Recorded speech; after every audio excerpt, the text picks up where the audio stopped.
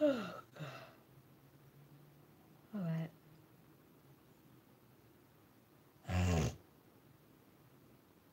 I heard that you were going to sit in front of CNN for 16 hours, but I thought even you are not that stupid. Platter and cosmetic. But All right. Let me see if this will do it. I hope so. Aries, the god of war. Maybe I'm wrong. Anyway. Okay. So anyway. So that means everyone that in medieval colonial American times.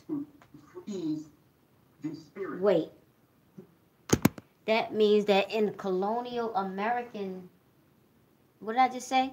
Medieval colonial American times, when they was around here, torching, what do you call that shit? Fracking. They made the rivers and whatnot. The medieval technology was such that when they built, and I'm quite sure it happened here as well, not just in Britain and colonial medieval Britain and Europe and Germany and Europe and shit. So that means that in colonial times, and it really doesn't even matter where, because the habit followed the people's, you understand? It's just like us today with the cell phone, with the Wi-Fi tech, the cellular device technology and the Wi-Fi technology. We have habits that complement the technology, and they're bad, they're toxic, which is main reason why I don't have any kids. I don't have no kids. I never learned how to manage life and manage the health, well-being, and the technology at the same time. I was obsessed with the technology. I was uh, obsessed with technology. I wasn't addicted to no substances, but I damn sure was obsessed with the technology. So now let's move back to the topic here, and Lord, for God, forgive me for that. So now, uh, that means that in medieval colonial times, when they were you know, managing these river what do you call those canals that they were? I guess that's what they were, like in those old movies that they show when they lit fire, uh, so that they can have light in the middle of the night to keep themselves safe. This happened in America. This happened here in New England. You know, the land of the hordeless, headless horsemen and all of that shit, and the crucible, this area right here. I mean, I live right over there. The what is that damn highway? The one lane highway, 2 lane highway going to White Plains. The Sprain Brook. That's the freaking highway where the headless horseman was was going up and down the road. And so they have all that stuff over there. And when they made whatever they were making, canals, I don't know how this had manifested like this. And the water was highly flammable, basically. Had a lot of gas from, they must have been digging holes and making canals, and the gases were escaping with the canal building, and they would set the water on fire. That's like a old, I guess that's probably like a Viking tradition, the fire, They would set the water on fire because it was so flammable and full of combustible gases and fumes, so that they can have light late at night.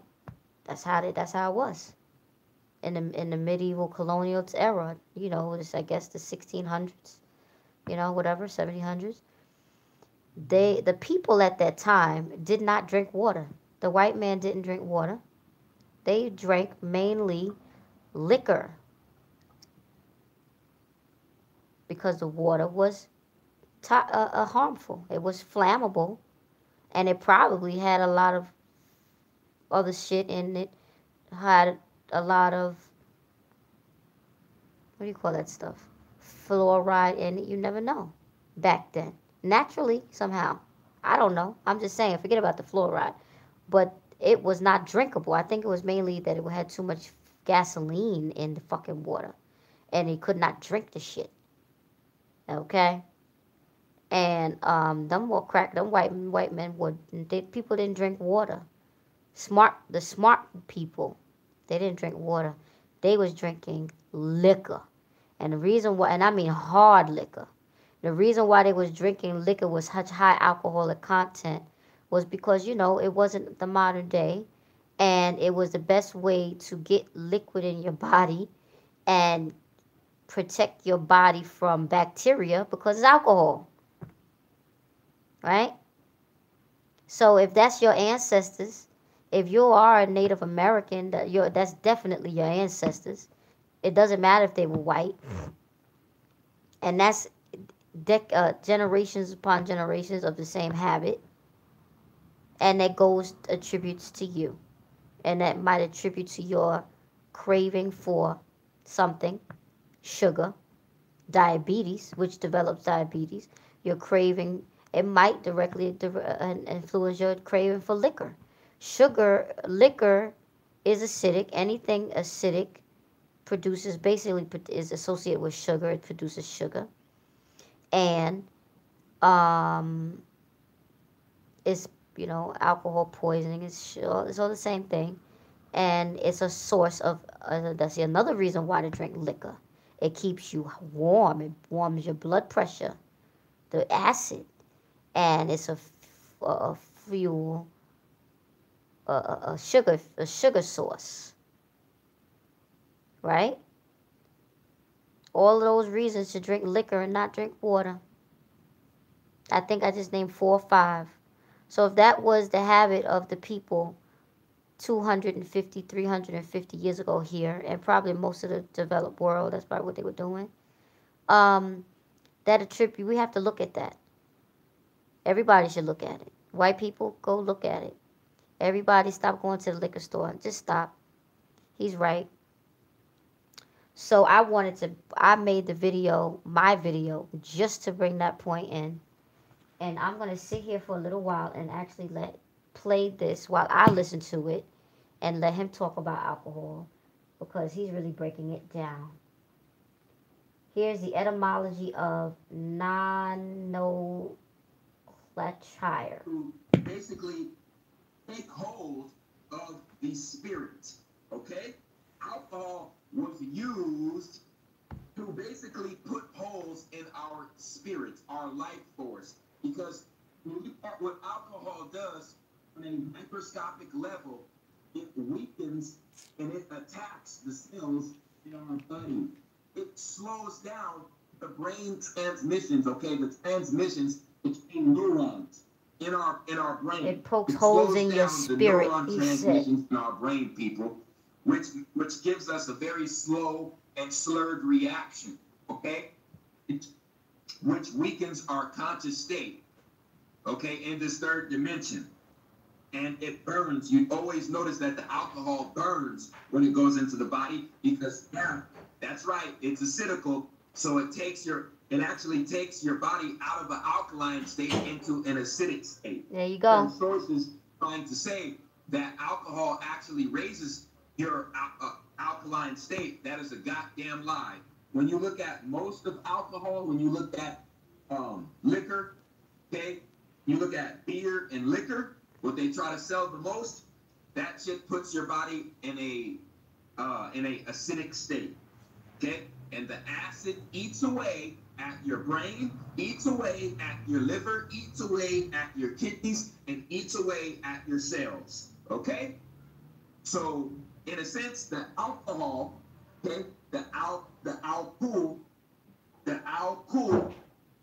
okay, it is literally eating away at your body, eating away at your life chip, listen to all those messages on the South Okay. and delete all the messages. All right. Okay. Okay. So the etymology of this word alcohol. Okay, the cool means ghoul. The cool means ghoul. So what the hell is a ghoul? Let's go back to Middle Eastern. folklore. Some state that a ghoul is also Good a night. desert-dwelling You can turn, shape-shifting demon that can assume the guise of an animal, especially a hyena.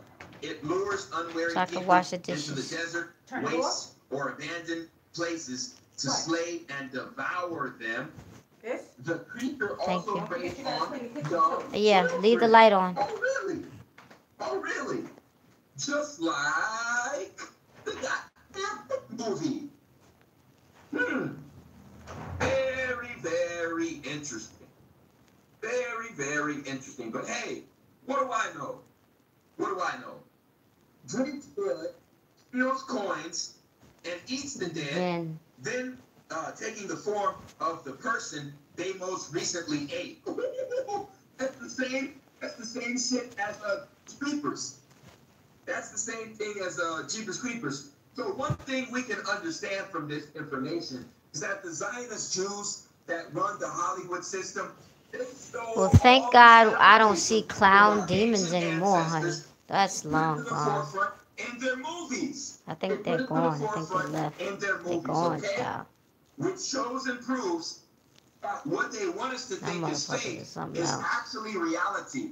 And the reality that they want us to live is the real fake shit. Yep. Is the real fake reality. I think the clown See what I'm demons saying? got weaker. The They used to Zionist come Jews are to this earth operating, plane Operation looking for Mindfuck, somebody's and soul it to is snatch. the Matrix All of that that we are shit all about living clown in. demons Okay? getting out of small cars All and of this shit now that they they're call just Mexicans. folklore, or it's just mythology and folklore. Oh, Lord have mercy. No, ladies and gentlemen. You all got it twisted. That is the real fucking reality. That is the real reality that we are living. Okay? And this is what our ancient ancestors taught. I hope I Okay? wasn't a clown They taught demon. us what a ghoul was. They taught us what a jinn was, what a genie in a bottle was. Okay? They taught us what alchemy was. Okay? This alcohol goes back to alchemy, ancient alchemy, freezing the soul. Freezing the soul. Okay? So other life forces and other pieces of energy can latch themselves onto our life force, okay? But they see that our aura field is not spinning. When your aura field stops spinning, okay, it gets weak, the light gets dim and weak, and after that, that's when these other forms of electromagnetic energy, okay, known as ghouls, known as jinns, can latch themselves onto our light, onto our bodies, okay? Okay, and right here, it says it. It says it right here. Okay? It lures unworried people into the desert, into some place that the fucking be. You men are like okay? clown demons. Or You an people are abandoned dangerous. place to slay and devour them. You And men are isn't like clown that the demons, for goddamn real. same thing that That shit ain't Pennywise funny. did in the It movie. It was the same thing. It was the same thing. The creature also preys on young children. There you go. Like I said, there you go. Okay? Then you have an alcohol called gin. What the fuck is a gin? Okay? Jinn, supernatural creatures in early Arabian and later Islamic mythology. They are not purely spiritual, but also physical in nature. Also physical in nature, which means they are capable of going to and from the third dimension and the fourth dimension. What the fuck was Freddy Krueger? Freddy Krueger was an archon, was a spiritual being that could manifest himself in the third and fourth dimension, just like the It movie. Okay? So right here, they're not purely spiritual, which means they can go to and from the third and the fourth dimensions, ladies and gentlemen. Okay? So where does alcohol come from? Alcohol, okay, comes from decaying organic matter. Decaying organic matter. Okay? Decaying fruits, decaying fruits or decaying wheat. Okay? And it's a fungus. It's the form of a fungus. Okay? Right here. And the process is called fermentation. called fermentation. Right here. Fermentation. And it is basically the process of forming this fungus into a liquid form, okay, with added chemicals, okay, to basically form the alcohol that people drink. So right here, this ale, what we know as ale is fermented from malt with hops, beer. Beer is brewed with fermented, brewed and fermented from malted cereal grain, barley, okay? It all has to go through the fermenting process, okay? Okay, which is basically they're fermenting dead organic material, which forms fungus, okay? Which is a dead fucking material. Bourbon, whiskey distilled from a mash of not less than 51% of corn and aged in new charred oak. So we have rotten fucking corn, okay? Rotten corn, rotten malt, and then rotten barley. Yeah. Okay, rotten cereal grain. Yeah. Okay, which forms a fucking fungus. Brandy, okay, fruit juice, rotten fucking fruit juice. Cognac, okay, cognac, distilled from white wine, okay, and wine comes from what? Rotten grapes, okay, fungus, the fungus coming from old rotten grapes. Gin, okay, coming from what? Rotten berries, okay, and the list goes on. Right here, vodka, rotten potatoes, rotten rye, rotten wheat, all forming the fungus, okay?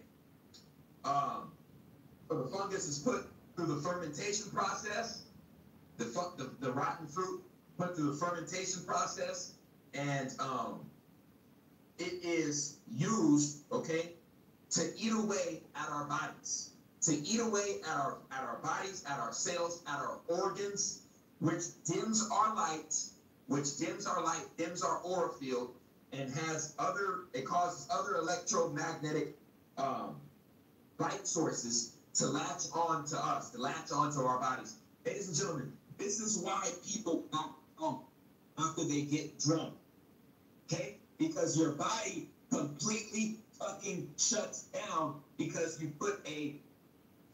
our bodies were never meant, okay, to take in fungus. We're never meant to take in fungi, a parasitic life form. This right here basically shows that alcohol in itself is a life form, is a dead life form in itself, because it comes from fungus, from dead and rotten fucking fruit, barley, and vegetables. Okay? So we are literally putting a dead organic substance in our body, okay, mixed with artificial chemicals that are coming in our body, and every time the alcohol comes in our body fights it. Our body fights it, okay? And it's a big battle going on in our body with our cells and the alcohol, okay? So after this battle, see what I'm saying? Most people with weak auras, they lose the battle and they end up blacking out, okay? So when that happens, the soul completely leaves the body. The soul completely leaves the body, and that's when you're out for the goddamn taking. You're out for the goddamn taking. You end up getting raped. You end up being part of some kind of hazing ritual in college. You end up dying. Worst case scenario, you end up basically getting possessed by a demonic spirit, which causes you to take on another fucking personality because the goddamn jinns, the goddamn ghouls took control of your fucking light ship. Now you turned into a whole different person. You took on the personality of that fucking jinn, that fucking ghoul. Okay? But again, people, it's not a game. And like I said, the relationship between me and my mother took a very wrong turn when I turned 13 years old. And that was due to my mother's alcohol consumption. Okay? And I know there's a lot of other people out there that are listening to this video that can attest to the same shit that I'm saying. Okay? Alcohol is no good. No bueno. No good. Okay? It is being promoted by the Zionist Jew-owned government. It is being legalized and promoted by our government because they want human souls to perish. They want human souls to perish. They don't want us to ascend in our Merkabah light ships, okay? They want us to have pierced holes in our aura so we can get taken over by demonic spirits and demonic low vibration, low frequency entities, okay? And it's not a game. It's not a game, people. It is not a game. Ladies and gentlemen, I've been in situations with my mother in the past, okay, in high school, where her alcohol addiction got so bad, I was basically getting ready to throw hands, you know what I'm saying, and to fight and try to beat up, you know what I'm saying, my own mother. You know what I'm saying? Me and my mother's relationship got so bad from when I was 13 to about 20 that there were situations, especially when I was in high school, there were situations where, you know what I'm saying, the police were called, and it got to the point where I even threatened to beat up my own mother. You see what I'm saying? This happened to me. This happened to me. So I can attest to something that a lot of other people have went through, okay? That, you know, alcoholism, being addicted to alcohol, it's being used as a tool to basically break the foundation of the human family on the earth, okay?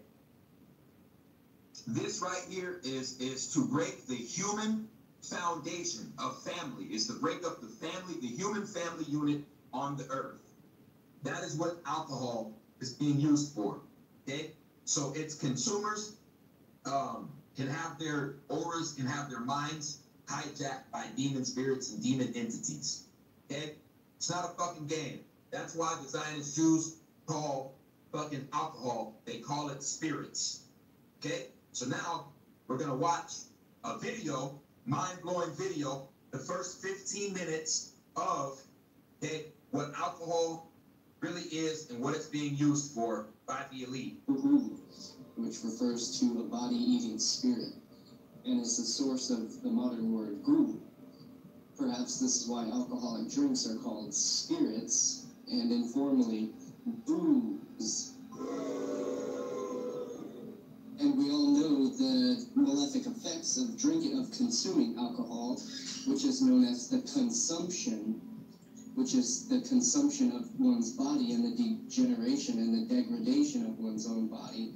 And of course, anyone who has lived with alcoholism or an alcoholic knows the effects of alcohol and how it affects the human consciousness and the human psyche. Literally, they become blackout drunk, and they essentially, figuratively and allegorically, seem to become possessed by some sort of consumptive spirit from consuming this alcohol. And of course, it literally eats the body and it degenerates the cells and destroys the brain cells, destroys the human mind. And it literally opens one up to external influences, i.e. the substance itself.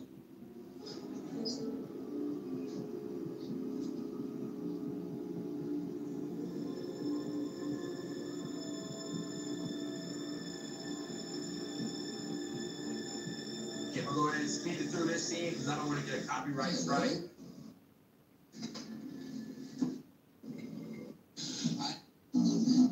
There's tons of people that have And we're gonna move it right here to when they start talking about the parasites that are inhabiting people's body, and they don't even fucking know it. And a lot of it comes from alcohol and meat consumption. Okay? Is fermentation. And fermentation in the human body creates an environment ideal for parasites to come in and literally to consume that fermentation in order to break down those acids that are formed through the fermentation process. So the consumption of alcohol literally leads to the consumption of your physical body, as well as the consumption of the human spirit. It is literally the death of the human spirit, the human soul.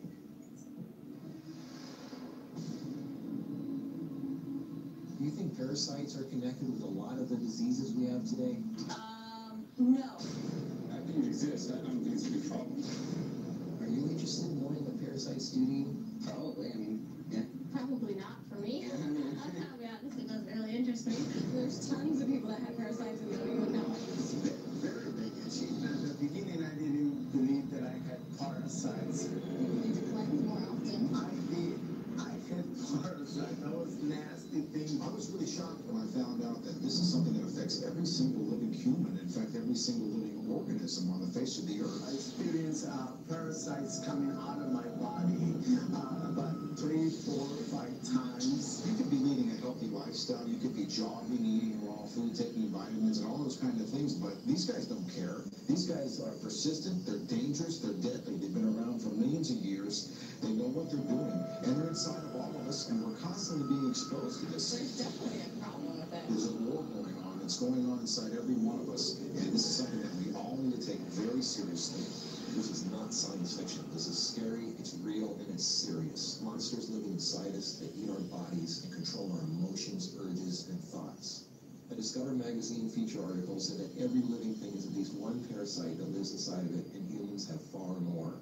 This silent issue is so important, former President Jimmy Carter is putting intensive efforts into increasing global awareness of this serious issue. As a colon hydrotherapist for approximately 21 years now, you wouldn't believe what I see coming out of people's bodies. This is not just a third world country thing. Everybody has them. Even normal people with lots of money live in suburbia who take showers 3 times a day. If you eat sushi, you have parasites. 1 square inch of raw sushi meat can contain 10,000 parasite larvae and eggs that begin hatching inside you the minute you eat it. Now again, people. Today I'm going to show you my awesome new Wix website. It's got everything I love all in one place. Parasite larvae and eggs that begin hatching inside you the minute you eat it. The most common kind is tapeworms, which can grow to 60 feet long and live in your intestines for decades. When I have clients that absolutely love sushi, I find that they have an inordinate amount of that particular problem, of like clusters of parasites. If you have pets, you are guaranteed to have parasites. It doesn't matter if you're vegetarian, raw foodist, vegan, or macrobiotic. Even the healthiest and richest people on earth have parasites. You can't kill them all, only control them, because our bodies have trillions of cells which rely on helpful bacteria like probiotics to work right. If we kill all the organisms in our body, we kill ourselves. The secret is to keep the bad guys to a minimum. Make our bodies so healthy and clean, the undesirable guests won't want to stick around. Don't feed them the junk food they love. Sweet stuff, bread, alcohol, rice, pasta, milk, cookies, crackers, cereal, meat, cheese, cooked foods, refined carbohydrates, soft drinks, commercial fruit juices, junk foods. They love the food you love and hate the food you hate. Even letting yourself become run down energetically allows them to get stronger. So who's winning, you or them? There are hundreds of thousands of types of parasites, ranging from huge worms to the single-celled amoebas that can cross the blood-brain barrier and begin digesting your brain and other organs like your liver, heart, and kidneys. They are silent. They move very slowly so you don't feel them or know they're there. That's how they want it. If you don't know they're there, then you won't do anything about it. They are smart. Parasites are living alien creatures who live off of others. They eat your food. They poop their waste inside you, making your blood, lymph, and tissues toxic. We're living in their sewage. Did you know 1/3 of your poop isn't even yours? It's waste that's been pooped out by parasites. You think you're clean? Think again. Everyone has parasites. They're everywhere. It's almost impossible not to come in contact with them. They are in the air. You can breathe them in. A single handshake can transfer over 500,000 organisms. Anything other people touch, shopping carts, door handles, toilet seats, doorknobs, signature pens, daycare centers, diaper changes, and pets, which pick up tiny, unseen organisms from the ground they walk on, carpeting, grass, dirt, lawns, especially grass and lawns that have been used for defecating. Animals lick their butt and then lick their fur, and then you pet that fur, absorbing parasites directly into your skin, while others wait for you to put your hand near your face, where they enter through the nose, mouth, and eyes. They eat your food and use your body as a breeding ground, sucking you dry of nutrition, energy, and life force. Some worms can lay millions of eggs a day. If you break apart tapeworm, the broken part can regrow into another worm. Common common signs of parasites are you're tired a lot, sleeping problems, constant itching, weakness, headaches, lack of appetite, or hungry all the time, especially for sweet foods and carbs, flu-like symptoms, depression, acne, arthritis, joint pains, eczema, dermatitis, sinus problems, breathing and lung problems like pneumonia, then uncontrollable coughing, lumps under the skin, cysts, diarrhea and constipation, sometimes alternating back and forth, mucus in your stool, irritable bowel syndrome, stomach aches, cramps, digestion problems, nausea, overly dry lips, vision and eye problems, gas, bloating. Parasites can burrow into your brain and cause nerve damage and eye problems. They can multiply so much in your gut what you think is fat may in fact be entire nests of parasites. They can clog up your digestive tract so much no food can get through, making you constipated. They love to live in your stomach and intestines because that's where all the food goes, and you feed them every day. As a matter of fact, it's said that almost every health condition known can be connected with parasites in some way. I've seen actual tapeworms come out of a person. It looked like flat, long spaghetti strands, 2 of them. A 40-foot tapeworm can have 3,000 to 4,000 segments, each one of which can grow to its own piece. It can lay over 1 million eggs a day. If you are skinny and have trouble gaining weight, or have ever had a dog look, if you have abdominal cramping or appendix pains or liver, gallbladder, pancreas issues, or lung problems, you might very well be host to 1 or more huge tapeworms. Pinworms. If you have sleeping problems, itchy butt, joint pain, or female problems, those are common pinworm symptoms. Whipworms are a type of roundworm that secretes a digestive fluid that liquefies your colon wall so they can eat it. Over 1 billion people have whipworms. Roundworms, fat spaghetti, and are one of the most common human infections. One roundworm can lay 2 million eggs per day, and they can live for years. They hatch in your colon and penetrate the intestinal wall, enter the bloodstream and lymph system, and then make their way to the liver, heart, and eventually the lungs, where they grow to 2 inches long, pass through the air sacs into the throat, causing uncontrollable coughing, where they are swallowed, so they go back down in the intestines, where they lay more eggs and start the whole thing all over again. Roundworms cause pneumonia-like symptoms, breathing problems, chest tightness, asthma, heart problems, fluid retention, mucus in the lungs, nagging cough, digestive problems, stomach pains, cramping, nausea, bloating, malnutrition, protruding stomach, and intestinal blockages. Sushi is one of the major sources of tapeworms, which can grow to over 50 feet long in your intestines. Walking barefoot is a good way to pick them up, not just in dirt and grass or in the house of pets, but also the beach. Hookworms, remember the movie Alien? Hookworms have 4 sets of teeth so they can eat your intestinal walls and suck your blood. People with hookworms lose a lot of blood and don't even know it. Parasites can penetrate the placenta in a pregnant woman and enter the baby. It can even be passed through breast milk. Parasites contribute to infertility and childbirth difficulties. If a child is born, it can have retarded mental and physical abilities. People with parasites are never living life to its fullest capacity because they are sucked dry of energy, minerals, nutrition. They are tired all the time, depressed, and barely alive. All of the life force goes to the parasites. We're all subject to this, like it or not. It's a fact. Tests done at funeral homes show that 97% of the body fluids in people were totally consumed with parasites and worms. Scientists are just beginning to discover exactly how powerful and disturbing these hidden monsters can be. Our cells are controlled by chemical signals. Parasites emit a chemical that directly affects our behavior, thoughts, decisions, and urges. Think about that. Something inside us that's not us, causing us to make unsafe decisions, so we eat, drink, and do things that benefit the parasite, including physical contact with other people, so the parasite can spread. Why do we eat foods and do things we know are Why is this so hard to resist? They look like snakes. Even the Book of the Essenes refers to the parasite as Satan, the serpent living inside us, tempting us, ruining our health, breaking apart our relationships, and ruining our lives. Throughout all of history, they've been warning us. Think about it. From the very beginning, Adam and Eve were tempted. So that basically, in a nutshell, okay, gave you a general synopsis on what's going on, okay, around this world for people who are not hit to this knowledge that they are living in a matrix, okay? If you're not on a Dr. Sebi alkaline diet, if you're not on a Dr. Sebi alkaline diet, you for a fact, okay, you have some kind of parasite in your body, period. This is why I go so hard on the people, you see what I'm saying, who I know for a fact still eat meat, you see what I'm saying, still drink dairy milk, still smoke the GMO weed, still smoke cigarettes, and you see what I'm saying, still drink alcohol, because I know for a fact that they have some form of a parasite in them that is in control of their light shift. Otherwise, they wouldn't have come at me with hate for no goddamn reason. You see? So that was one of the best videos that I saw, okay, breaking down alcohol, what it really was. And you see what I'm saying? How most people on this earth have parasites inhabiting their body. That showed the physical parasites, okay?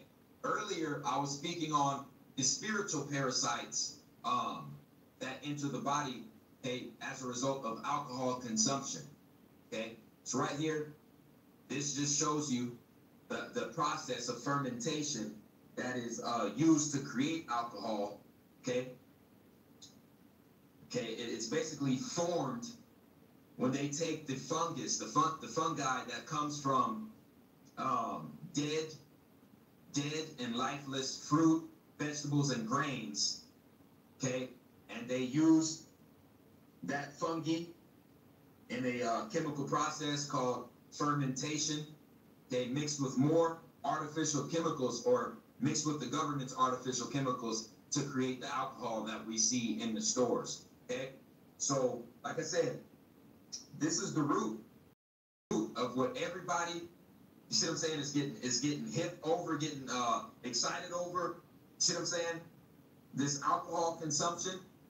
You see what I'm saying? They put it in shiny ass golden bottles. You see what I'm saying? And sell it for fucking $200 to $500. You know what I'm saying? Bottles of champagne and certain wine, but it all comes from fucking fungus, fucking rotten fruit, rotten barley, rotten grains, rotten vegetables. That's where the shit comes from, okay?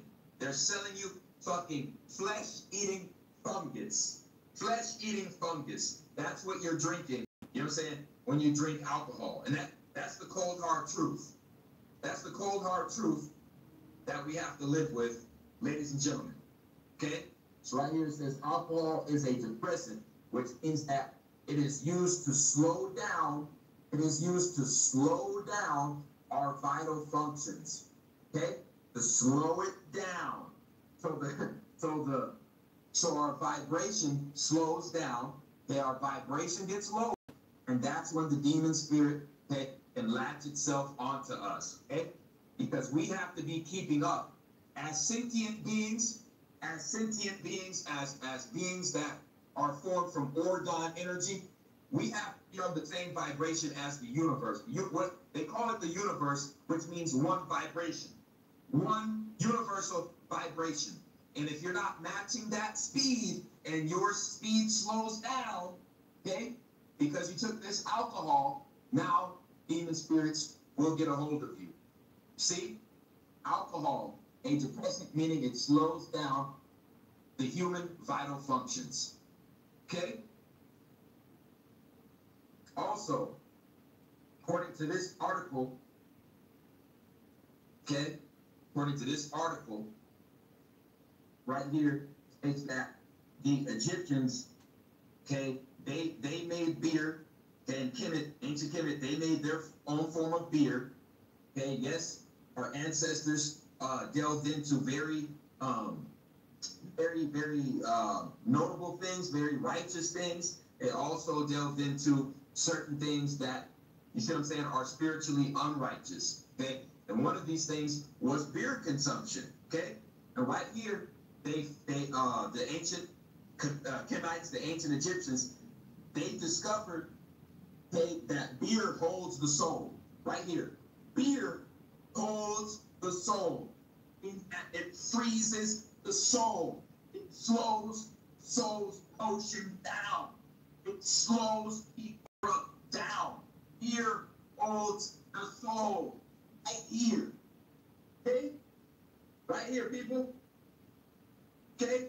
So you see, you know what I'm saying? You see what our ancient ancestors, see what I'm saying, we're doing.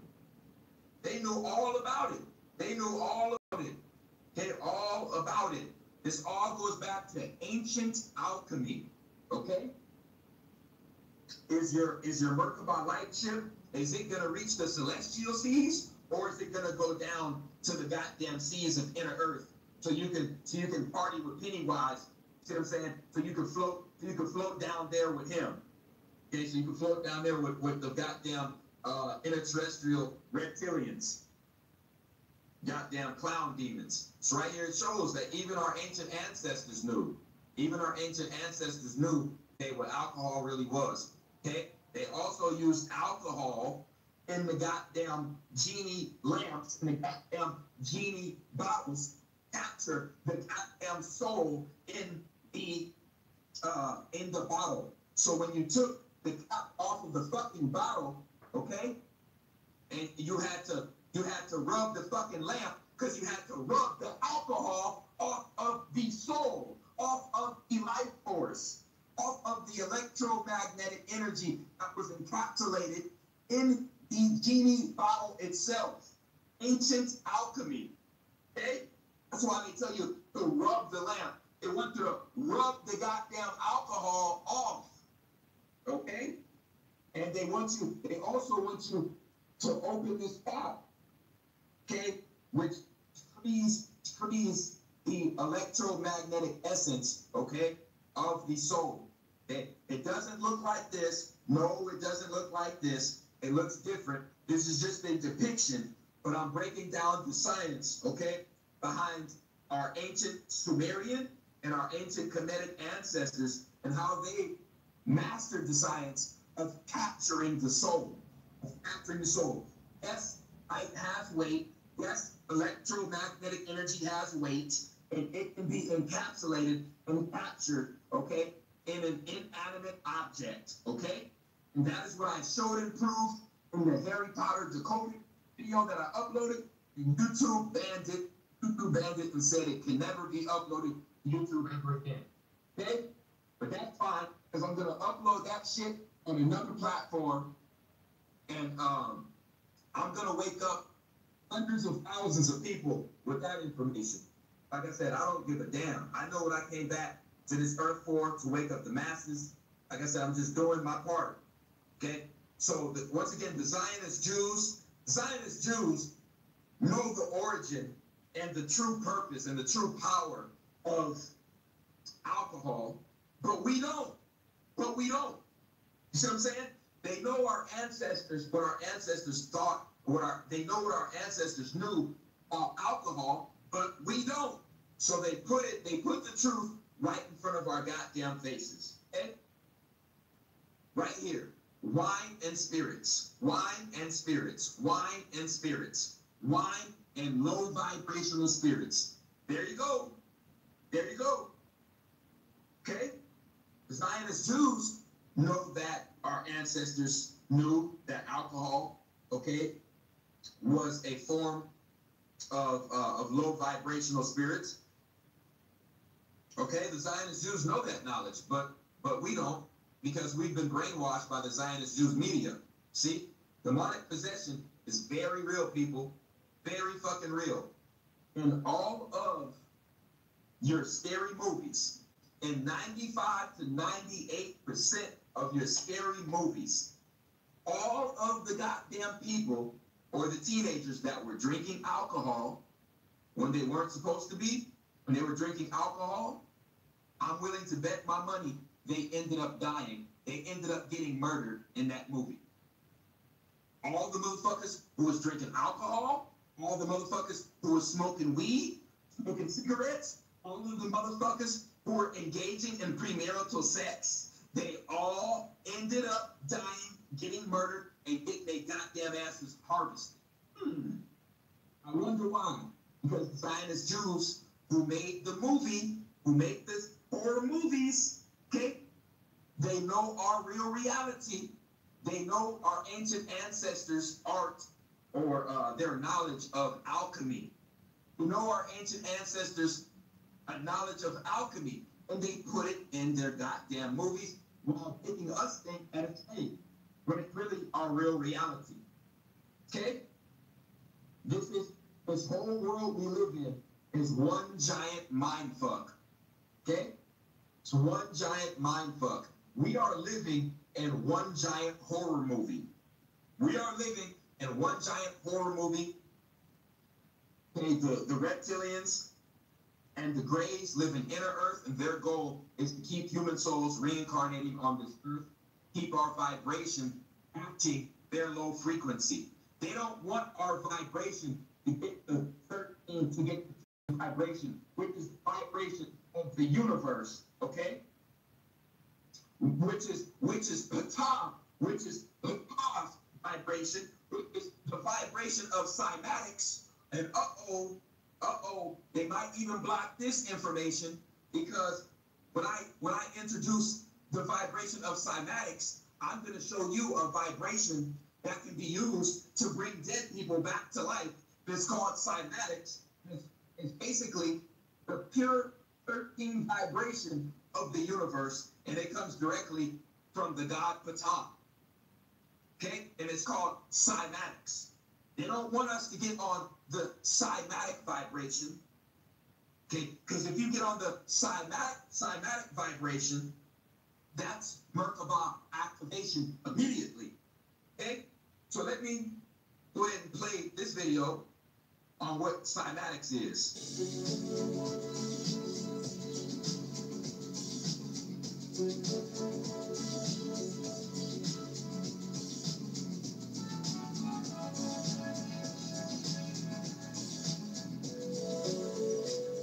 Alexander Lallerwasser is a photographer who makes captivating images of water under the influence of sound vibrations. As a child, Alexander raised tortoises at home in Heiligenberg, Germany. He came across illustrations of Chladni sound figures that bore a striking resemblance to a tortoise shell. Die, das war das Überraschende für mich, sehr enge Verwandtschaft haben mit Strukturen in der Natur und besonders hier mit dem Schildkrötenpanzer. Chladni figures are named after Ernst Chladni, an 18th century musician and physicist. He spread sand on metal plates to plate them with a violin bow. The vibrations from the bow caused the sand to gather into beautiful geometric forms. Next, Alexander discovered the research of Hans Jenny, a Swiss physician who took up and expanded on Chladni's work in the 1960s using fluid mediums and electronic amplification of sound. Jenny coined the term cymatics, from the Greek for wave, for this branch of study. Today, Alexander Lallerwasser is building on the work of his predecessors, employing modern sound and recording equipment. He has custom-built devices which allow him to stimulate various materials, such as sand or water, with sound vibrations whose frequencies can be precisely controlled. Um das Ganze auch dokumentieren zu können und festhalten zu können, wird es hier mit einer Videokamera gefilmt. Wenn das alles richtig eingerichtet ist, gehe ich an den Frequenzgenerator, beginne mit einer relativ tiefen Frequenz.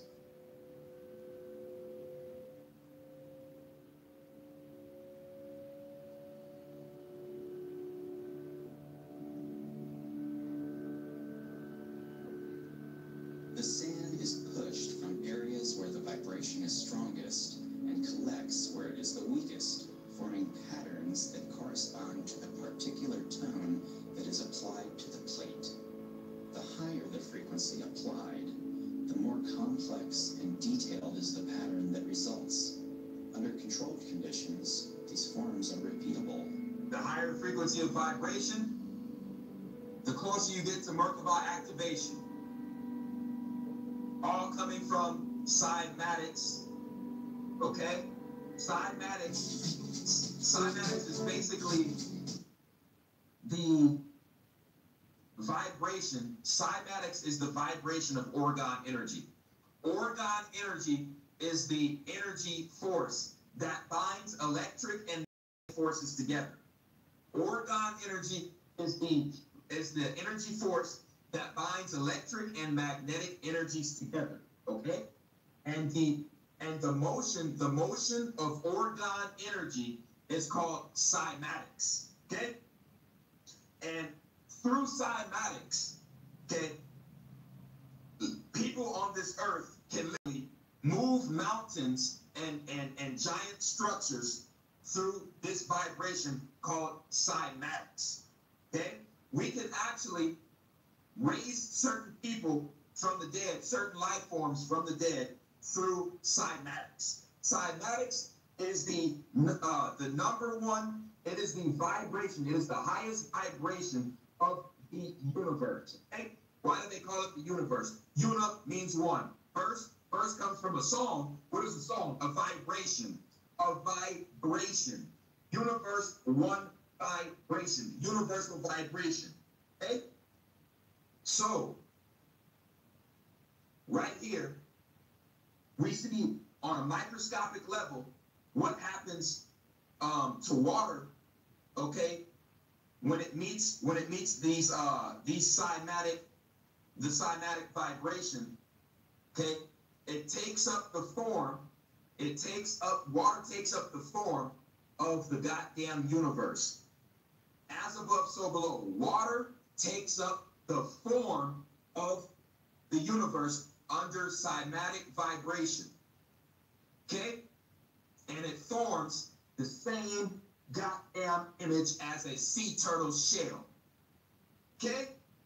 That's why our ancestors paid so much homage to the sea turtle, because the guy right here told you the connection between the cymatic shape and the turtle shell. This guy told you right here. Alexander Lauterwasser is a photographer who makes captivating images of water under the influence of sound vibrations. As a child, Alexander raised tortoises at home in Heiligenberg, Germany. He noticed that the water drops under the microscope that were hit with cymatic vibration, they match the same image as the sea turtle shell. Okay? And this is what I believe the universe looks like when you're dwelling in the macroverse. When you're in the macroverse, looking at the universe, this is what the universe looks like in a great distance. This is what the universe looks like: a giant bubble shell, okay, which looks like the back of a turtle shell. Okay, our ancient ancestors learned this knowledge from the Elohims, from the Anunnaki, and this is why our ancestors paid so much homage to the turtle. Okay, the turtle is probably the most important animal on the earth besides the human. It's the turtle. Okay, right here. These sound figures that bore a striking resemblance to a tortoise shell. Das war das Überraschende. Bingo. Okay? And this is why, okay, in the movie, it is going to go to war. The goddamn clown demon is going to go to war with a sea turtle known as Marturin. See what I'm saying? Look up the etymology of the word Marturin. I already broke that down in a previous lecture. The goddamn clown demon, Satan himself, is going to go to war with Ptah. Okay? Ptah is the creator of the universe who dwells in the macroverse. Ptah is responsible for all orgone energy, okay, that is inhabiting all universes. This deity is responsible for that. Okay? Responsible for the orgone energy, which produces magnetic and electronic energy, electricity. Okay? And this deity right here is responsible for cymatic vibration waves that come from the orgone energy, which produce life. Okay? Which produce life. This deity is responsible for that. The animal that represents this deity, okay, is the sea turtle. The sea turtle represents the universe because, like I said, put water under a microscope and hit it with cymatic vibration, cymatic sound waves, and which are high frequency, high vibration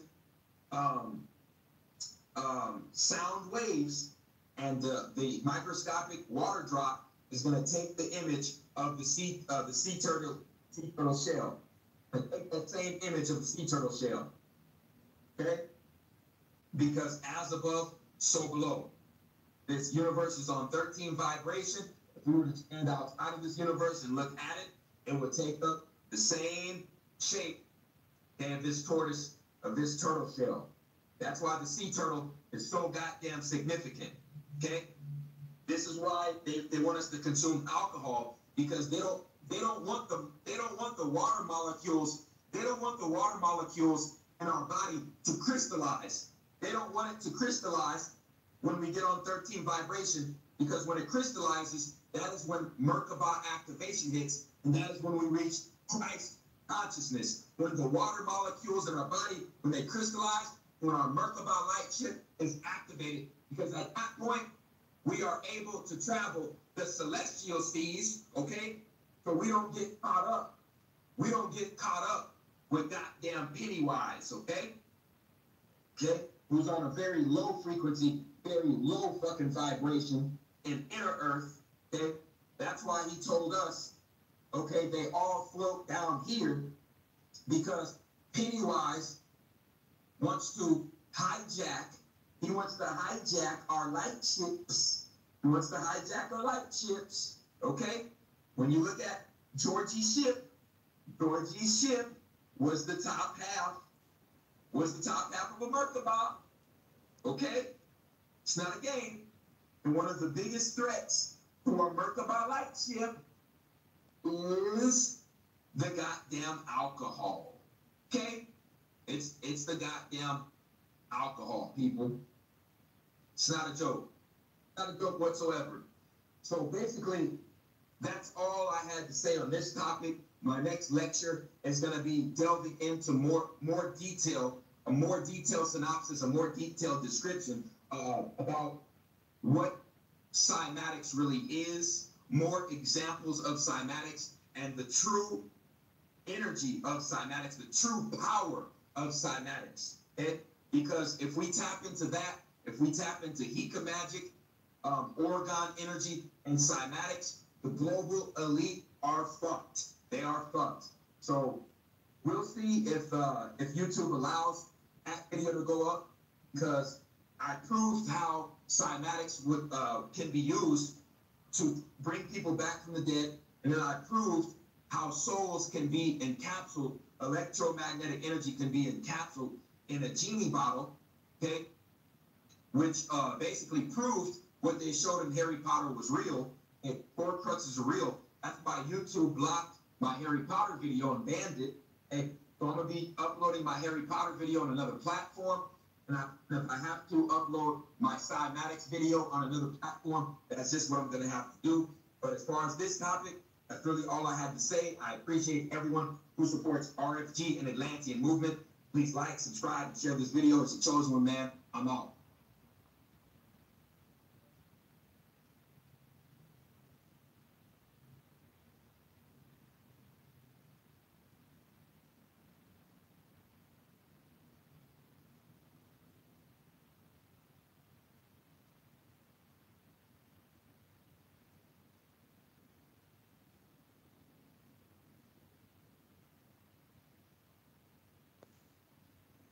Hey, what's good, people? It's RFG back at it today, and I'm here to go over this information regarding the moon's true purpose, and you know what purpose the moon serves for people on this earth. I want to let everybody know that the moon used to be, you know, a very natural, a very divine astrological object. It used to help people get in tuned with the Sirius star. Okay, it used to help humanity get closer to, you see what I'm saying, the cosmic creator. It used to allow people to reach higher vibrations. It used to cause people's auras, okay, to reach higher vibrations. Okay, now it does the opposite. And I'm gonna break this down step by step. Okay, so just pay attention and listen very carefully. Okay. This moon has been taken over by Draconians, by Archons, and by the Greys. And they have a base on the inside. There's a base on the inside of the moon, and then there's a base on the dark side of the moon. That's why we only see one side of it, okay? This base, okay, is causing the moon to emit low EMF waves, low frequency EMF waves onto the Earth. And this is really coming from the planet Saturn. So it's all going back through the hexagon on the surface of Saturn. Those low frequency EMF waves are being shot to the moon, and then those low EMF waves are being shot to Earth, okay? To try to keep humanity on a very, very low frequency, very, very low vibration, okay? Like I said, I'm gonna break this down step by step. What I'm saying here is basically gonna prove how the Bible is an astrological book. That's what this is gonna prove, okay? So the moon is also in control of something called the Van Allen belt over the Earth. You see, this is the Earth's magnetic field, magnetic poles, and the electromagnetic energy, okay, that's coming out of each pole. You see, there's two different rays, okay, of this electromagnetic pole that's called the Van Allen's belt, okay? And notice they call it a belt, okay? The moon is in control of this. I'm going to show you these images, okay, of the Van Allen belt, and you tell me what it looks like to you, okay? This is the diagram right here. Here is, you see what I'm saying? One strip of the Van Allen belt, probably the positive strip, is probably the negative, okay? But guess what?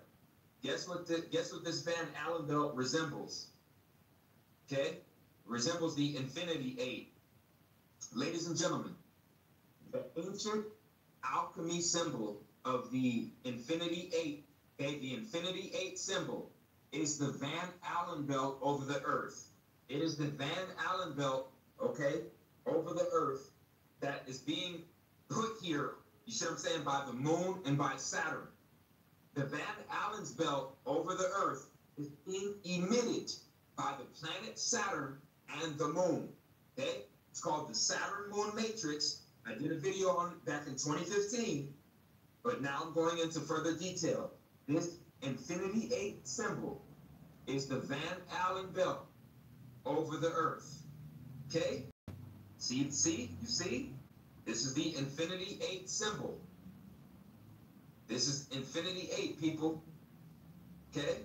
Here it is. And the Infinity 8 symbol is a symbol of what? Oh, it's a symbol of reincarnation. It's a symbol of reincarnation, ladies and gentlemen. Here you go. That's what the Infinity 8 symbol represents. Your soul constantly going through reincarnation cycles over and over and over. Never being able, okay, to reach higher realms, to reach higher frequencies, higher vibrations, and to reach higher dimensions, okay? When you stay in the reincarnation 8 cycle, you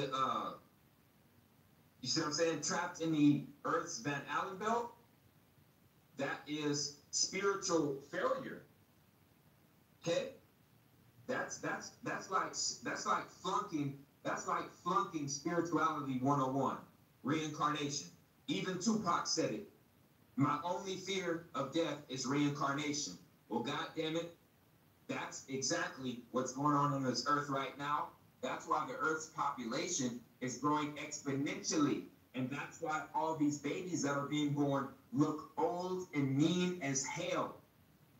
And listen, I know you guys see that shit on Facebook and Instagram.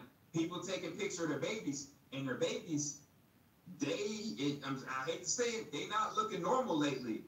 They looking like a bunch of old souls that tried to escape out of the Earth's fucking Van Allen belt, and they got trapped here, and they had to come back in a new body. So their natural reaction is to say, God damn it, I gotta come back. That's why these babies are looking all old and grumpy. You think it's funny, you think it's crazy, but this is no joke, people. This is no joke. Okay? The moon is hollow. There's a major base on the inside. There's a base on the dark side of the moon. Okay? And this base is basically it's basically linked to the hexagon on the planet Saturn. So the planet Saturn is emitting the low frequency EMF waves to this moon base. The moon, guys, check this out. The moon base was also on the Illuminati card deck. Go check that card out. It's called Moon Base. Okay? So the low frequency EMF waves are coming from Saturn. Then they get to the moon. And from the moon, they get emitted to Earth, and they form the Van Allen belt over the Earth. That is keeping the electromagnetic energy of our souls trapped in this earthly realm. It is the Van Allen belt, okay, that is being emitted by Saturn and the moon, okay? And this is cold hard proof. The Sumerians referred to the moon as sin. The Sumerians, okay, the name for the moon in ancient Sumeria was Sin. S-I-N. Now that's very interesting because when we open up the Bible, does it say that sin is going to keep us here on this earth? Didn't it say that sin was going to keep us here in hell? Because we all know that this earthly realm is really hell, okay? Because the word hell comes from Helios, and we're under Helios, which is the sun, and we are made up of carbon atoms, okay? And the carbon is 6 protons, 6 electrons, 6 neutrons. There's your goddamn 666. We are in the 666. We are in hell. We're under Helios, okay? So it says that sin, the Sumerian word for the moon, which is sin, okay? In the Bible, it says sin is going to keep us here on this earth. So when the Bible said sin is going to keep us here on this earth, they were actually referring to the fucking moon, the moon's magnetism keeping us here on this earth, okay? Because like I said, the moon creates the Van Allen belt over the earth, which is trapping souls, okay, in this earthly realm. And you see the North Pole and the South Pole, you have a hole in the Van Allen belt. And see, that's why they blocked off the North and the South Pole. That's why the North and the South Pole are heavily guarded with military bases, ladies and gentlemen. Oh, I'm about to break this shit down like no other. Okay? So like I said, the moon, okay, was called sin by the ancient Sumerians. And it says in the Bible that sin is going to keep our souls here on this earth. Because the goddamn moon, the moon's magnetism is trying to keep our souls here on this earth, trying to keep us locked down in this earthly paradigm, okay? Trying to keep us trapped in this three-dimensional matrix, okay? Okay? That's why the fucking Van Allen belt over the earth resembles the Infinity 8 to a T. Okay, look at this. Look at this. Okay? This is not a game, people. Sin is going to keep us here. The moon, okay? The moon's magnetism is going to keep us here. This is also why you have the DreamWorks logo with the boy on the moon with the fishing rod. What is he doing? He's fishing for souls, okay? And then when he catches the fish, what do people do when they catch fish? They harvest it. They fucking harvest it. They either harvest it or they throw it back out, okay? Our energy is being harvested by the moon, and this DreamWorks logo is, more symbolic proof, okay? And it all ties back to the goddamn Saturn moon matrix, okay? We are in Ogo's world. We are on lockdown. We are in Ogo's world. Saturn, Satan, okay? The fallen one, the rebel, okay? The rebel Elgon, okay? Who rebelled against Amma, who rebelled against Ptah, okay? And see, this reality we live in, like I said, it's all about harvesting our energy. Whether we give it to the media, the news, whether we give our energy to the TV, whether we give our energy to sports, okay? Our energy is being harvested, okay? Our energy is being harvested, ladies and gentlemen. It is not a game. So the way I see our reality in this third dimensional paradigm is just like a goddamn circus, okay? Just like a circus. Right here you have the roller coaster. You see, they call it the roller coaster, see? And it goes up and down in loops. It goes round and round in loops, just like the goddamn loops of the Van Allen belt over the earth. Then you have the Ferris wheel. Well, shit, everything on this earth revolves around a clock-like cycle, a clock-like cycle. You see what I'm saying? The Gregorian clock is completely artificial, and it's all about harvesting our energy, harvesting our life force, okay? And it all has to do with numerals of 6, okay? The fucking Gregorian clock, the Ferris wheel, our whole fucking reality revolves around the Ferris wheel of, you see what I'm saying? The minute, the hour, the day, the month, the year, the decade. You see what I'm saying? We do the same shit over and over and over and over. The same holidays over and over and over. Same process every day, over and over and over. Getting up, taking a shower, brushing your teeth, okay?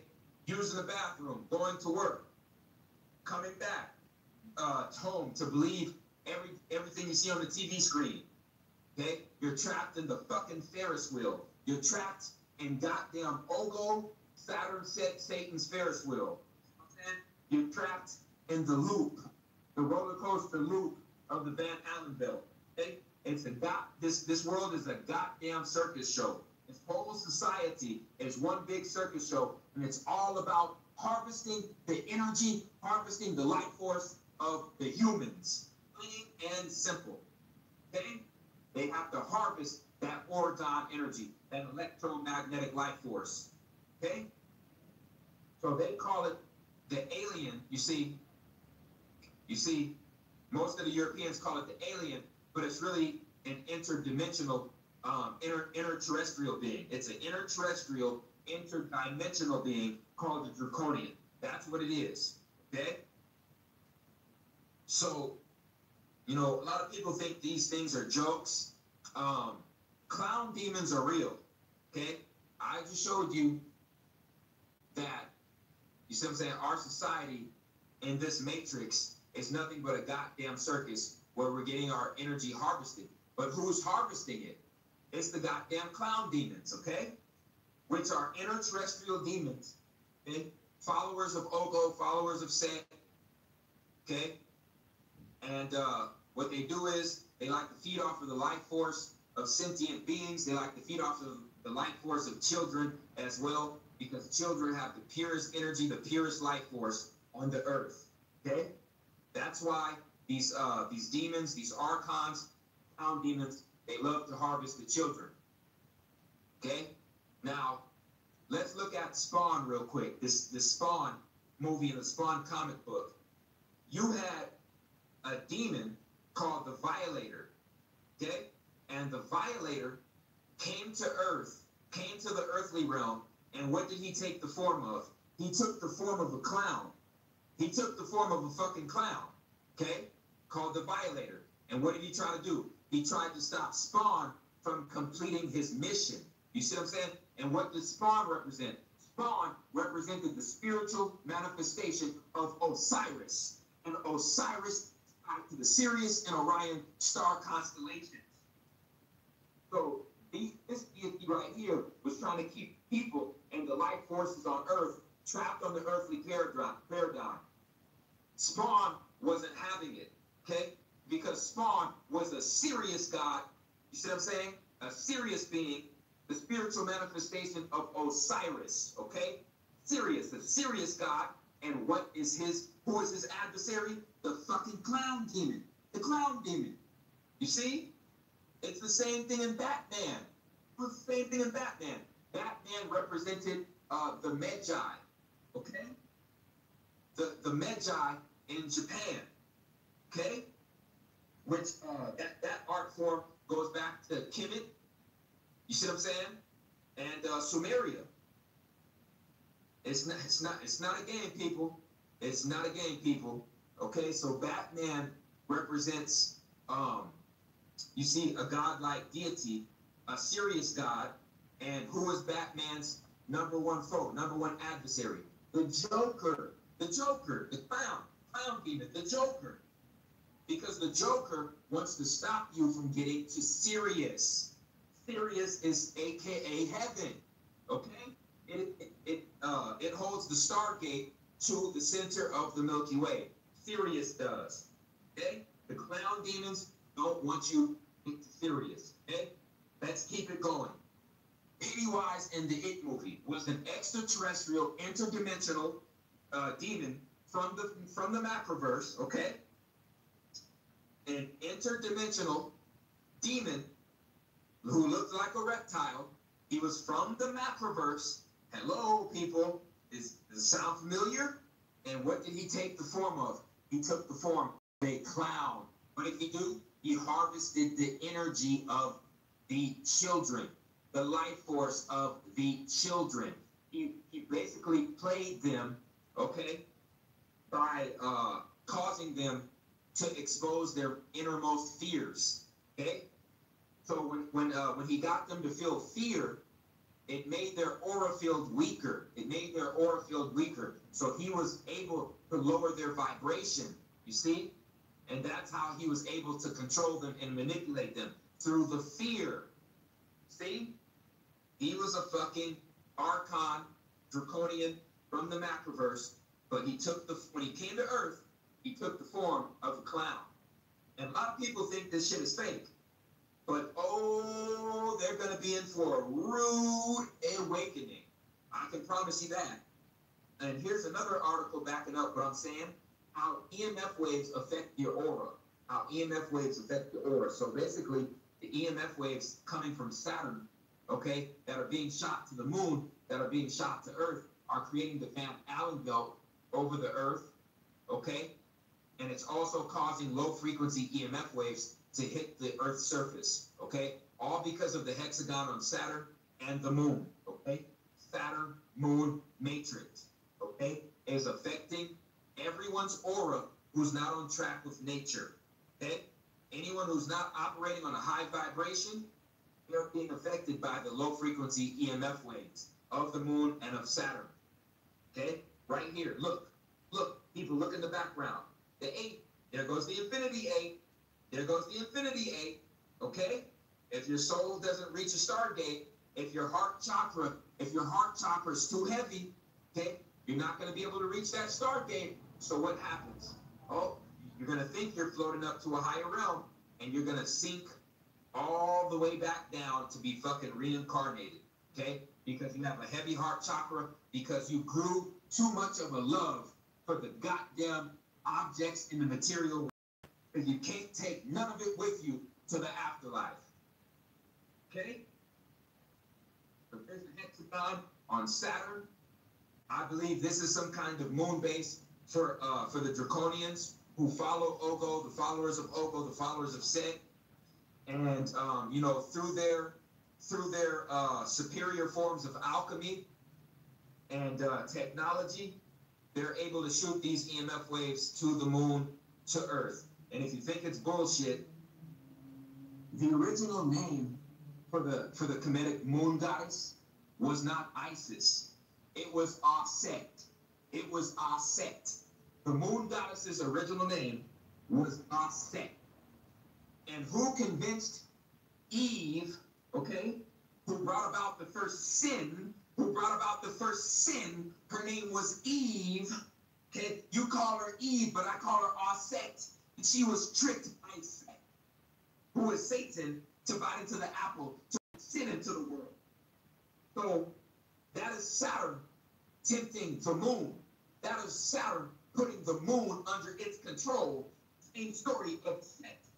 And putting Isis, aka Aset, under his control. Okay, after the death and resurrection of Osiris. Okay? It's the same correlation between these two astrological objects, between Saturn and the moon. Okay?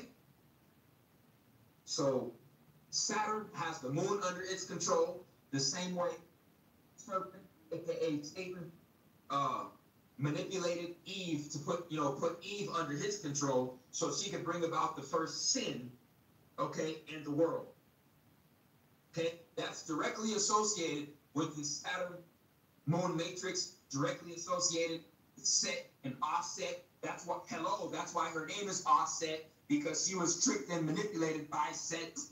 See? It's all in the words, people. All in the words. So the whole Set and Offset thing is directly linked, tied to the Saturn moon matrix, people. It's directly tied to us being trapped in this paradigm, to us being trapped in a world of sin, because it's controlled by the goddamn Saturn moon matrix. That's why the original name of the moon was Sin. Okay? And it's really about to blow everybody away. The heart is about 100,000 times stronger electrically and up to 5,000 times stronger magnetically than the brain. Now, wait a second. They didn't teach us this in school. They didn't teach us this with the media, the TV, the education system. So this is just now coming out. So, this really backs up everything our ancestors were saying all over the world. Because all over the world, in every single continent, every single culture, before religion got corrupted, okay, all of our ancestors were mummified upon death. Okay? And all of their organs were taken out of their body, including the brain. The brain was taken out of the body. The only organ left in the body was the heart. Okay? And it's because of this statement right here. The heart is about 100,000 times stronger electrically and up to 5,000 times stronger magnetically than the brain. But guess what? The heart is the real brain. Let me repeat. The heart is the real brain. The heart is the soul's brain. The heart is the soul's battery charger. The heart is the soul's brain. Don't you get it? Don't get it? Okay? That's why our ancestors said your heart on a scale. It didn't matter, okay? It didn't matter at all how much knowledge you had, because if you use the knowledge for selfish and evil purposes, that means you had a heavy heart. And you see what I'm saying? If you had a heavy heart, you're not going to be able to escape this 666 paradigm. You're not going to be able to escape the Saturn moon matrix. You see what I'm saying? You're not going to be able to break out of this light prism, which is a light prison, a prison for your light, which is your soul. See, you have to have a light heart chakra in order to ascend to a higher realm. In order for your heart chakra to be magnetized to a stargate, okay, your heart chakra has to be moving at a very, very high frequency. Very, very high frequency. Okay? So you can't be consumed by fear. You can't be consumed by hatred. You can't be consumed by jealousy and animosity. Okay? You have to have love, oneness, okay, abundance in your heart, being emitted by your heart. Okay?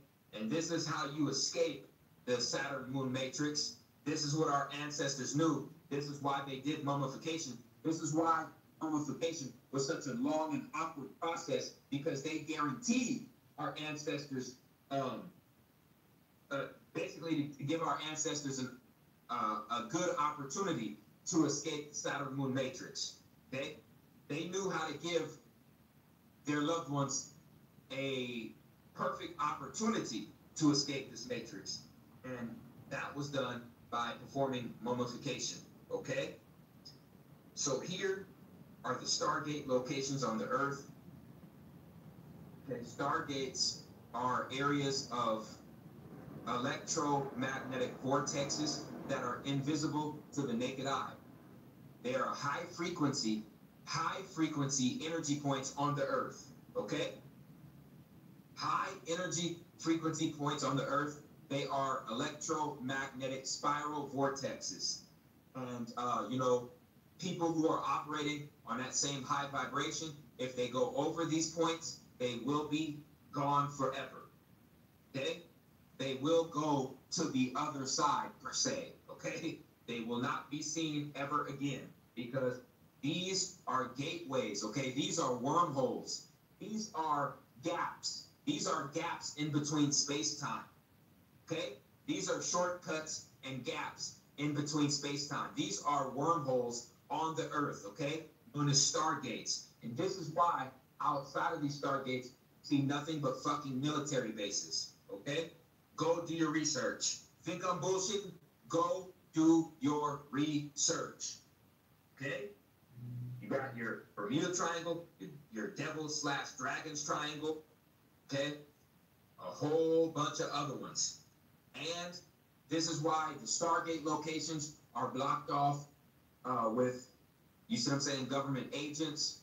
Also, the North and the South Pole blocked off by government agents, because those are holes in the Van Allen belt where souls can escape this matrix, okay? It's the same thing with these electromagnetic vortexes, these triangle formations, okay?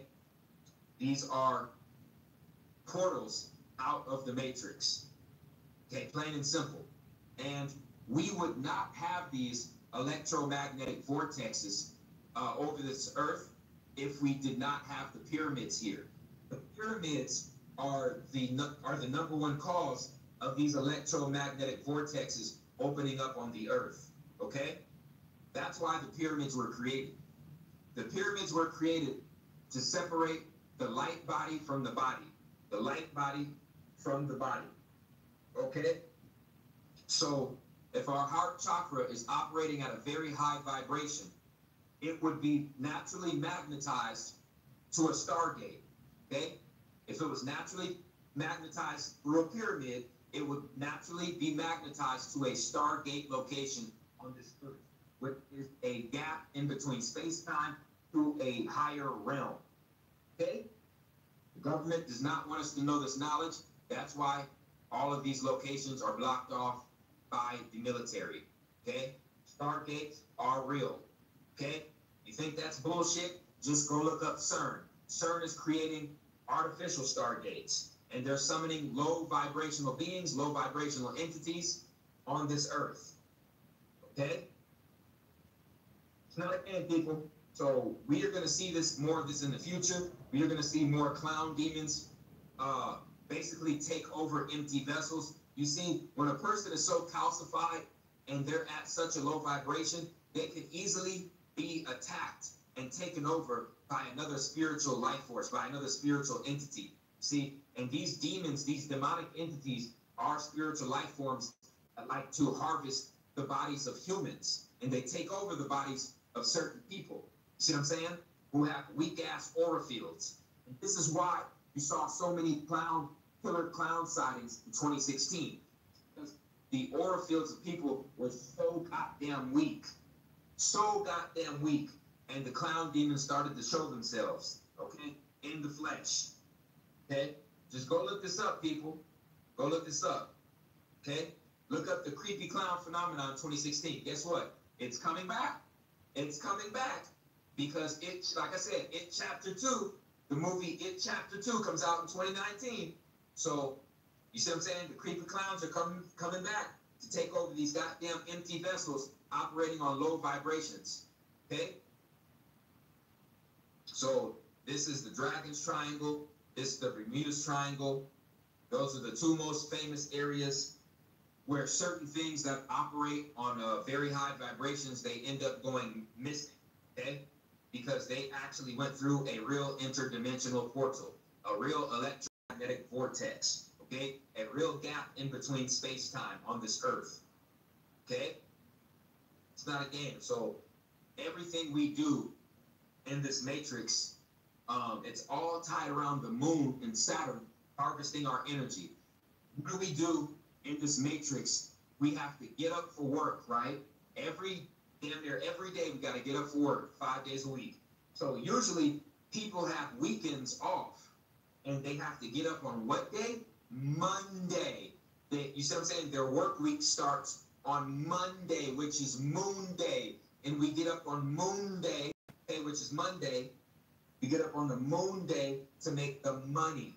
Okay, when you're saying money, you're really saying moony. Okay, because it's a monetary system. Okay, ruled by the currency, the moon.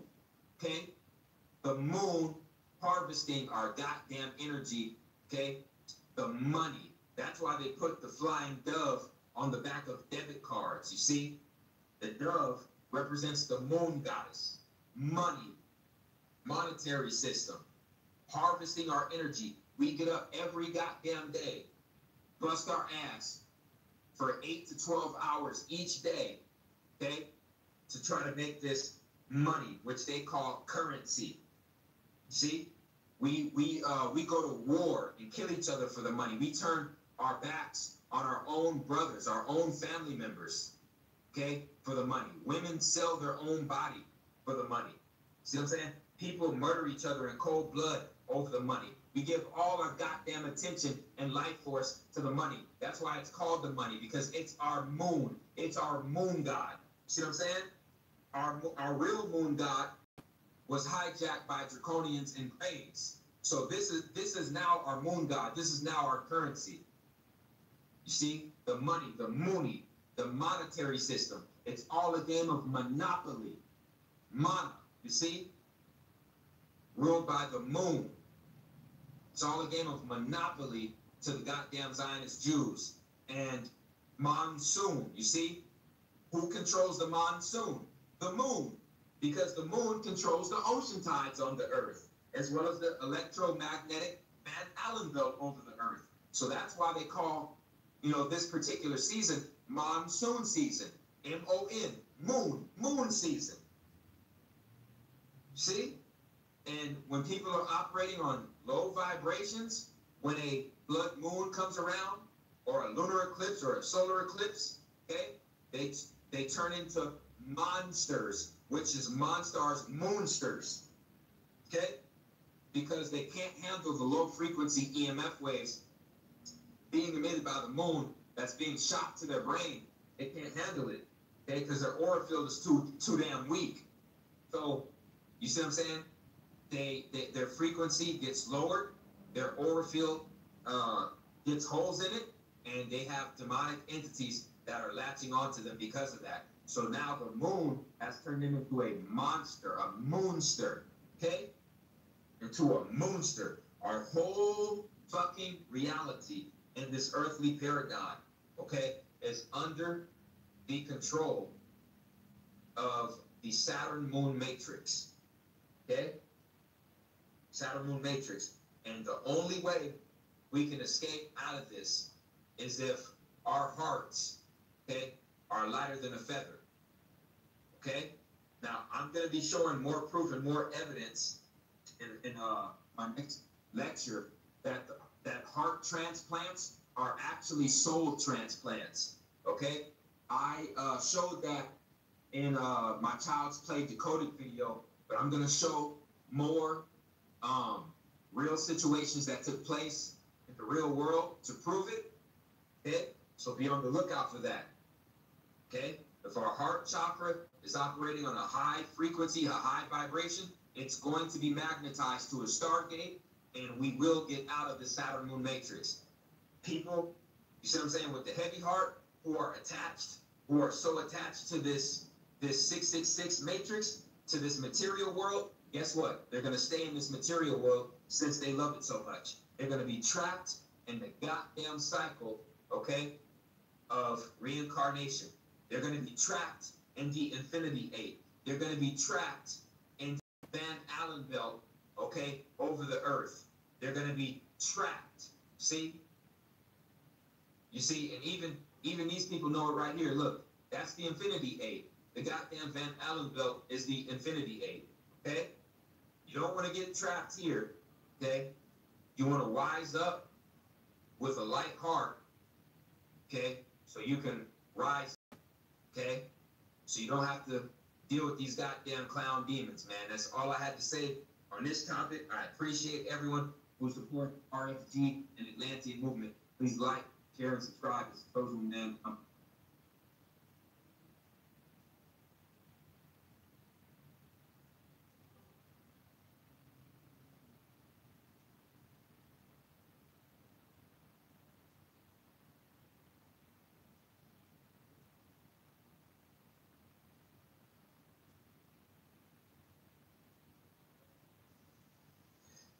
Yo, what's good? It's RFG back at it today. And man, oh man, oh man, oh man, oh man. These past couple of days, it's been getting real heated. I had, you see what I'm saying, other people in the so-called conscious community, see what I'm saying, take shots at me, try to flag my videos. They actually banned my Harry Potter video completely. So I'm going to have to upload that on an entirely different platform, okay, my Harry Potter Decoded series. So if you guys got any ideas of where I can upload that on a different platform, go ahead and share it to me, because I'm going to gladly look into it, because YouTube, Google, the powers that be, they know who I am. They know that my information, okay, is very, very much close, okay, to the truth that they do not want the masses to know, okay? That's why I do these movie decodes, because there's so many subliminal messages, so many hidden meanings in these Hollywood movies, okay, that a lot of people fail to pick up on and fail to see, okay? So without further ado, this is the Black Panther Decoded, okay? Black Panther movie Decoded, okay? Now, one thing I want to say is this movie, it caused a lot of unity. That's one thing I will say. It caused a lot of unity amongst the so-called Black community in America. You had a situation where, you see what I'm saying, hundreds of thousands, even millions of Black people coming together. You see what I'm saying? You know what I'm saying? In unison.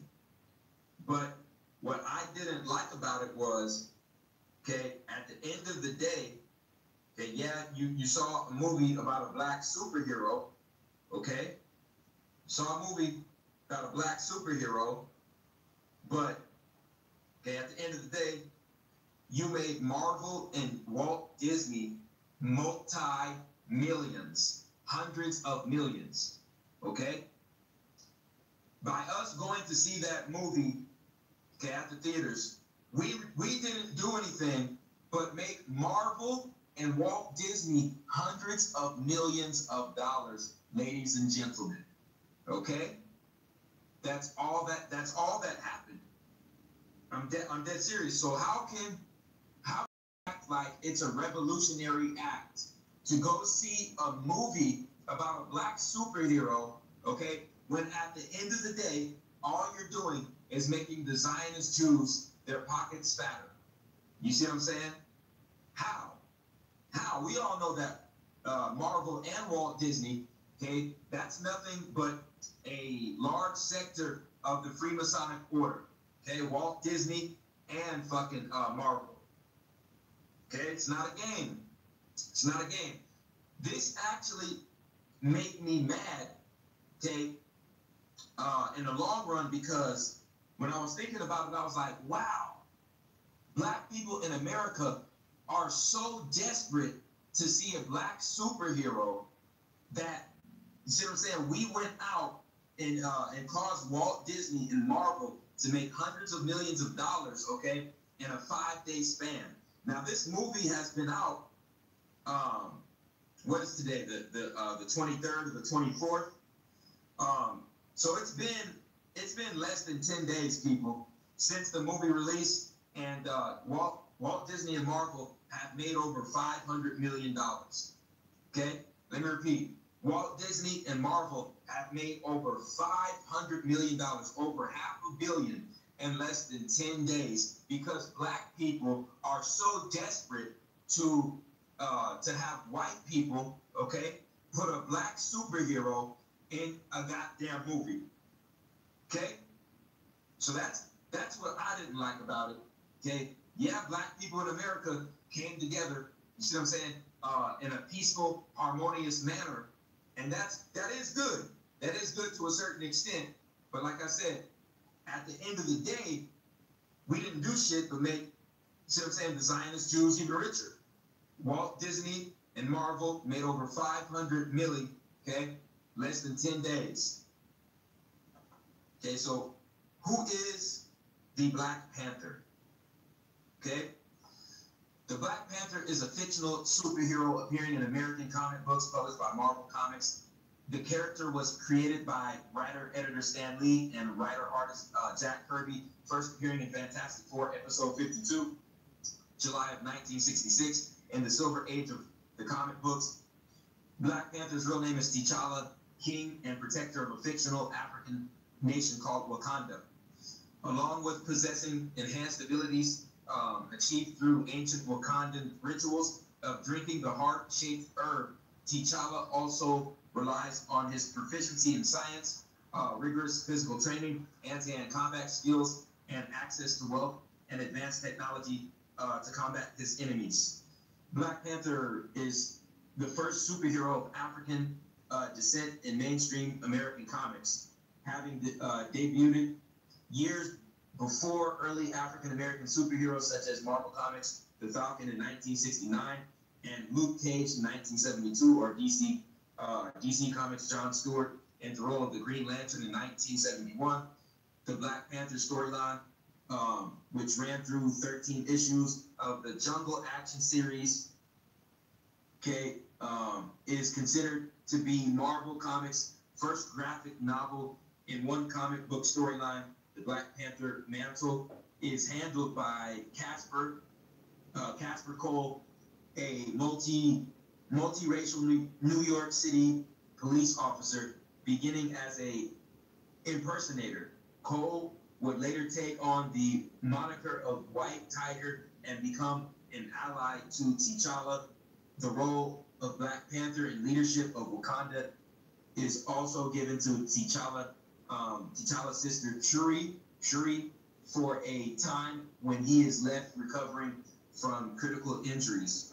Okay, and then right here it says the Black Panther has made numerous appearances in various television shows, animated films, and video games. The characters portrayed in live action by Chadwick Boseman in the 2016 Captain America: Civil War and the 2018 Black Panther film. Okay, so that was just the general rundown of who the Black Panther is. You see what I'm saying? According to Marvel. Okay, but what Marvel doesn't like to mention, okay, is the deeper meaning.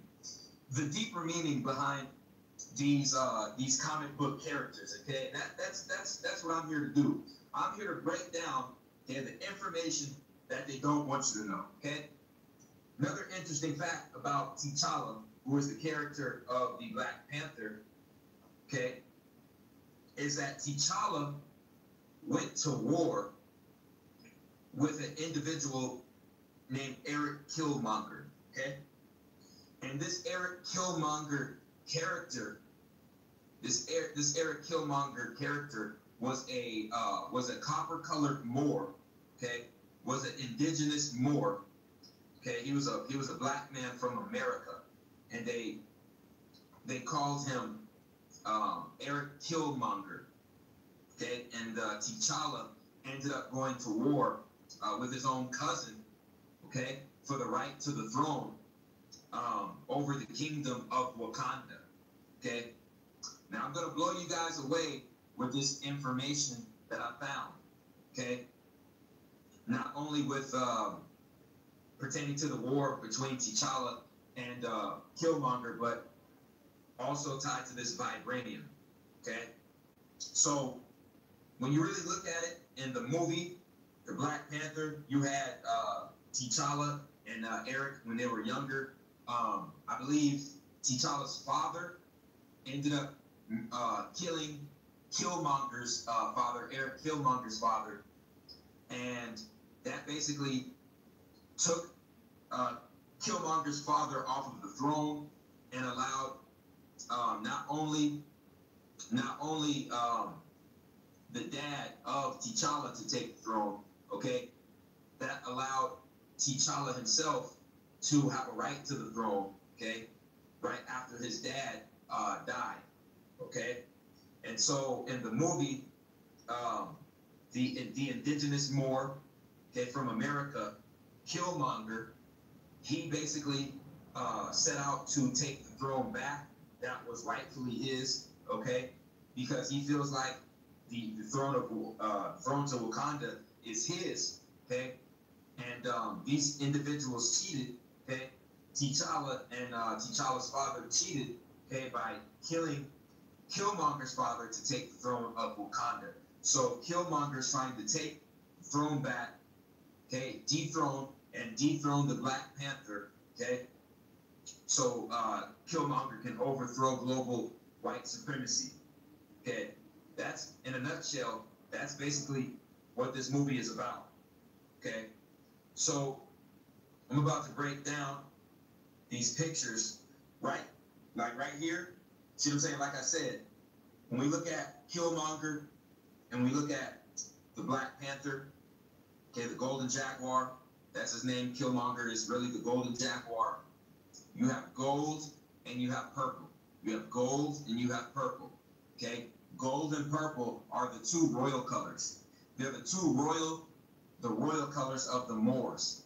They represent royalty, purple and gold, okay? Two royal colors. You have the indigenous Moor, okay, the Asiatic Moor, the Atlantean going to war with the African, okay, the African Sumerian, okay, from Africa, okay? So once again, right here, you can even see people, they put this right in front of our faces. They put this right in front of our faces, and it passes everybody up. Out of all the people to get to play the Golden Jaguar, okay, the indigenous Moor, okay, to try to overthrow white supremacy, out of all the people to get to play that role, they chose who? They chose the copper-colored Moor. They chose the copper-colored Moor. You see what I'm saying? Look at his phenotype. Look at his eye shape, okay? Look at his bone definition. Look at his nose. Look at his nose bone, okay? Look at his copper color. An indigenous Moor of the Americas. This is an Asiatic Moor, okay? And they had this guy play the Golden Jaguar representing the Moor of America, getting ready to reclaim his throne, okay? And to reclaim his power over global white supremacy, okay? So right here, you have it. The quote-unquote black people of America are really the indigenous copper-colored Moors, okay? And the Zionist Jews know this information because the NFL owners are Zionist Jews, and look what they chose to be their mascot for the quote-unquote Redskins, okay? They call the football team the Redskins, but when you look closely at the logo, the color is really a dark brown color. Okay, it's a dark brown, it's a shiny, dark brown color, okay? It's called copper, okay? The people of America mostly share that color. Black people of America mostly share that color, okay? This was symbology right in front of our faces. Also, why did they have this take up, out of all the animals they had the indigenous Moor take up the image of, they had the indigenous Moor take up the image of the jaguar. Why did they do that? Well, when you look at the jaguar's habitat, the jaguar only inhabits one part of the earth, and that part of the earth is the Americas. The jaguar is only found in South, Central America, and certain parts of North America. They're only found in the Americas, okay? That is why they had the antagonist, the quote-unquote villain, okay? That's why they had him take up the jaguar image, the jaguar, because the jaguar symbolizes the indigenous Moors of America. It was the copper-colored Moors versus the darker-complected Africans, okay, who are Sumerians, okay? It all ties back to Atlanteans versus Sumerians, okay?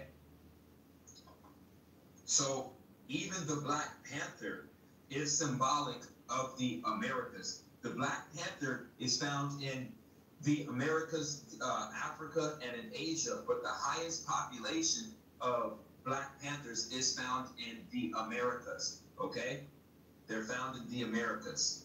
So the Black Panther is just as symbolic as the jaguar in Mesoamerican culture, okay? The Black Panther is just as symbolic as the jaguar, according to the according to the Incans, according to the Mayans, according to the Aztecs, according to the Hopi, according to the Olmec, okay, all the indigenous Mesoamerican cultures. They all paid homage to both the Black Panther and the jaguar. Okay, so take note of that. Okay, so once again, this was a war being waged between two cousins. One had more Moorish blood, one had more Asiatic, copper-colored Moorish Atlantean blood. The other one had more African, okay, Sumerian blood in him, and they were both going to war over the throne of Wakanda, okay? And I'm going to tell you how this movie was really a mind fuck in the end. It was really a big mind fuck because both of these individuals, okay, when you look at the Black Panther and the Golden Jaguar and Wakanda, it has nothing to do with Africa. Let me repeat. When you look at the symbology tied to the throne of Wakanda, the village of Wakanda, and you look at the symbology behind the jaguar, the symbology behind the Black Panther, it has nothing to do with Africa. And I'm going to be proving that. Okay? Okay? Another thing that was kind of shocking to me when I saw the movie was they had the African, okay, they had the Black Panther team up with a Caucasian, with a white man, okay, by the name of Everett Ross. Everett Ross was a CIA member in the Black Panther movie, and the Black Panther T'Challa, okay, T'Challa teamed up with this white man to overthrow the indigenous Moor of America, to overthrow the black man, okay, in America, okay? So T'Challa, I don't give a good goddamn what anybody says to me on this feed. T'Challa was a goddamn coon, a goddamn sellout, and a goddamn buffoon because he teamed up with a fucking CIA operative, a white man from the CIA, to overthrow, okay, Eric Killmonger, who was the Golden Jaguar, to overthrow the indigenous Moor of the Americas. And what did the Golden Jaguar want to do? He wanted to overthrow global white supremacy by any means necessary, okay? Okay, T'Challa didn't have that mindset. T'Challa didn't have that mindset. T'Challa was only concerned about white supremacy in Wakanda, not the rest of the world, okay? Complete coonery, complete fuckery at its finest. Okay? So once again, yep, you heard it. They teamed up against the indigenous Moor of America, the black man in America, to overthrow him so he wouldn't overthrow global white supremacy. You see, it was a goddamn, it was a global civil war, okay, between two different kinds of black people. That's what it was. That's really all it was. It was the indigenous Moors okay, who are Atlanteans, versus the Africans who are Sumerians, okay? And like I said, I believe it was created for this very reason, to create the further division between Africans and black people in America, because when you really look at it, we are both being duped by the Zionist Jews in Africa and in the Americas. I'm going to touch on that later, so just stay tuned. Also, this is the nail in the coffin. This is the nail in the coffin for all of the symbology in the Black Panther movie to actually be tied to America. All of this symbology in the Black Panther movie is not connected to Africa. It's connected to the Americas. Because like I said, you can only find jaguars in the Americas. The highest population of Black Panthers, they're found in the Americas, okay? Like I said, just do the research on your own. So when you look at Wakanda, in the fictional story of the Black Panther superhero, his kingdom of Wakanda was in Africa. But when you do your research, there's no such thing as Wakanda in Africa. The real Wakanda is in North America, and it's in South Dakota, ladies and gentlemen. The real Wakanda was named after a Native American tribe of copper-colored Moors, of indigenous Moors, okay? And they basically named it, they spelled it differently. They actually spelled it differently. This one has an O. This Wakanda has an O. The Wakanda they used in Black Panther has an A, okay? But it's still the same thing, people. It's still the same thing. It's still the same ideology. It's still the same symbology. It's still the same kingdom, ladies and gentlemen. Okay? It's not a game. The real Wakanda is in the Americas. The jaguars are only found in the Americas. The Black Panther, okay, the Black Panthers are mostly found in the Americas. The Black Panther political party was founded in the Americas, okay? Okay, for liberation for Black people in America, okay? That's all for a reason. Okay, so right here, you see the Aztec warrior. The Aztecs had a mixed bloodline of Mongoloid, and Atlantean Asiatic Moor. So they were basically mixed with Moor with Mongoloid, Okay, you can see it right here. The cheekbones, okay, with the eyebrow ridge, the nose bone, and the lips, clear as day, okay? And what did they pay homage to? They paid homage to the jaguar, okay? That's why they had the indigenous Moor, Michael B. Jordan. They had Michael B. Jordan take up the role of the jaguar because Michael B. Jordan had the same goddamn phenotype as the individual I'm showing right before you, okay? All in front of our faces.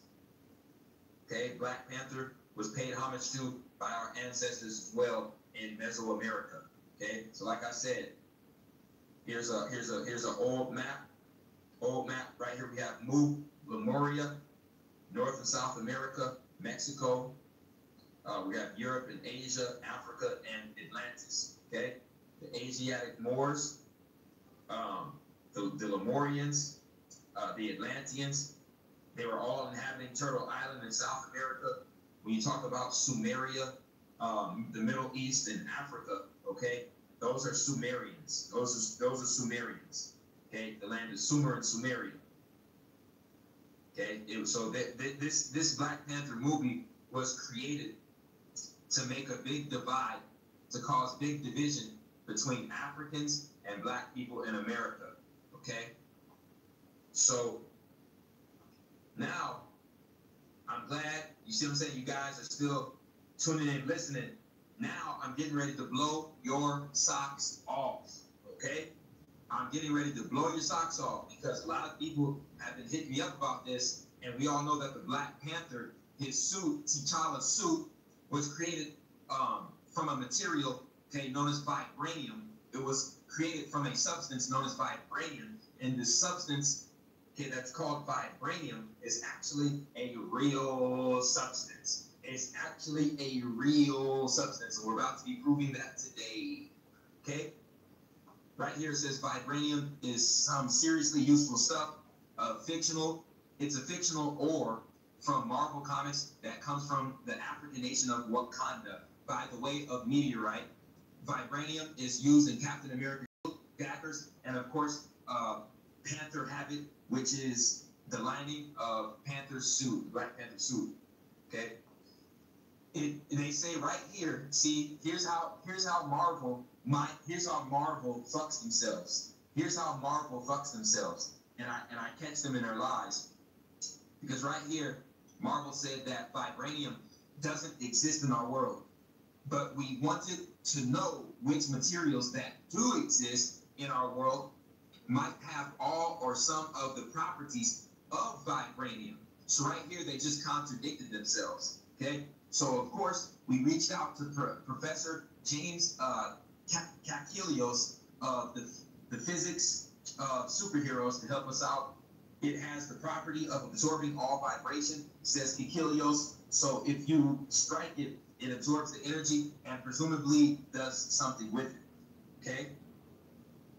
So right here, okay, Kakelios points out one very important thing we need to remember for the purposes of this discussion, and that's the law of conservation of energy, okay? Or no, conservation. That's the law of conservation of energy. Energy cannot be created or destroyed, okay? So with that in mind, we are going to examine vibranium largely in the context of the Captain America shield, which is actually steel vibranium alloy. Steel makes the shield stiff and rigid, great for standing up to heavy blows and for causing damage when thrown. But the vibranium keeps the force from said heavy blows from transferring to Captain America. The materials work in tandem, allowing Captain America to protect himself with the shield and use it as a weapon. Okay, so right here, they're basically saying that the vibranium was used in Captain America's shield, and there is a substance out here in the known world, okay, that has a very large similarity to this vibranium substance, okay? And I'm going to basically tell you guys what it is. It all ties back to carbon. It all ties back to carbon, okay? The real vibranium in this world is tied back to carbon, to the carbon molecules, okay? So right here, we're about to see the name in this article that they say, okay, is the substance that is directly linked with the vibranium, okay? And it's right here. It's called graphene, okay? It's called graphene. You see, the vibranium in the Black Panther movie, the Black Panther suit made out of vibranium. They're going to war for the vibranium. What the fuck is the vibranium? The vibranium is a substance, is a carbon-like substance, okay? That is the hardest substance in the world, and it is the greatest absorber of kinetic energy in the world, in the known world, okay? Kinetic energy, that is K-I-N-E-T-I-C, kinetic energy, which has to do with the vibration of motion, which has to do with the vibration of motion, of physical motion. You see what I'm saying? That produces an energy force, and that is called kinetic energy. And the greatest absorber, okay, of that kinetic energy in the Black Panther movie, that was the vibranium. But the vibranium in real life, the vibranium in real life is really called graphene, okay? So let's break down what the Zionist Jews had to say about graphene. Graphene is a form of carbon. Graphene is a form of carbon consisting of a single layer of carbon atoms arranged in a hexagonal lattice. It is the basic structural element of many other allotropes of carbon, such as graphite, charcoal, carbon nanotubes, and fullerenes. Okay? It can be considered as an indefinitely large atomic molecule, the ultimate case of the family of flat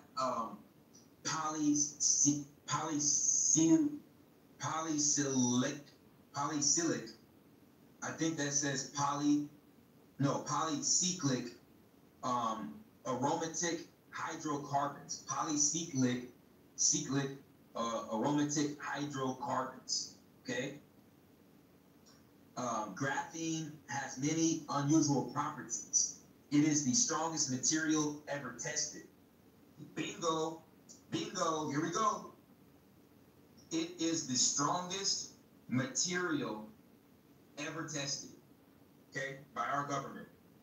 There you go. There you go, ladies and gentlemen.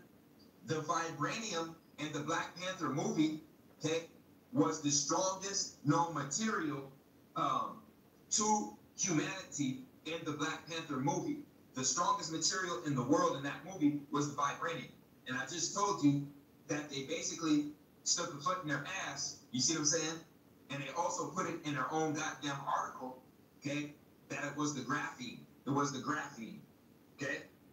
And right here, it says that graphene is the strongest material ever tested, okay? And it is tied to carbon. Okay, it all goes back to the carbon, buddy.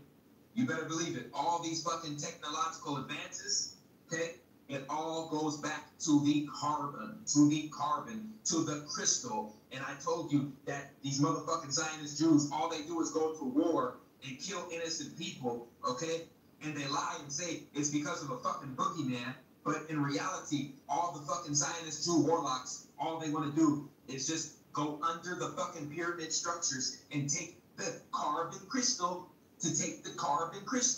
and one of those carbon crystals under those pyramid layers is the fucking graphene.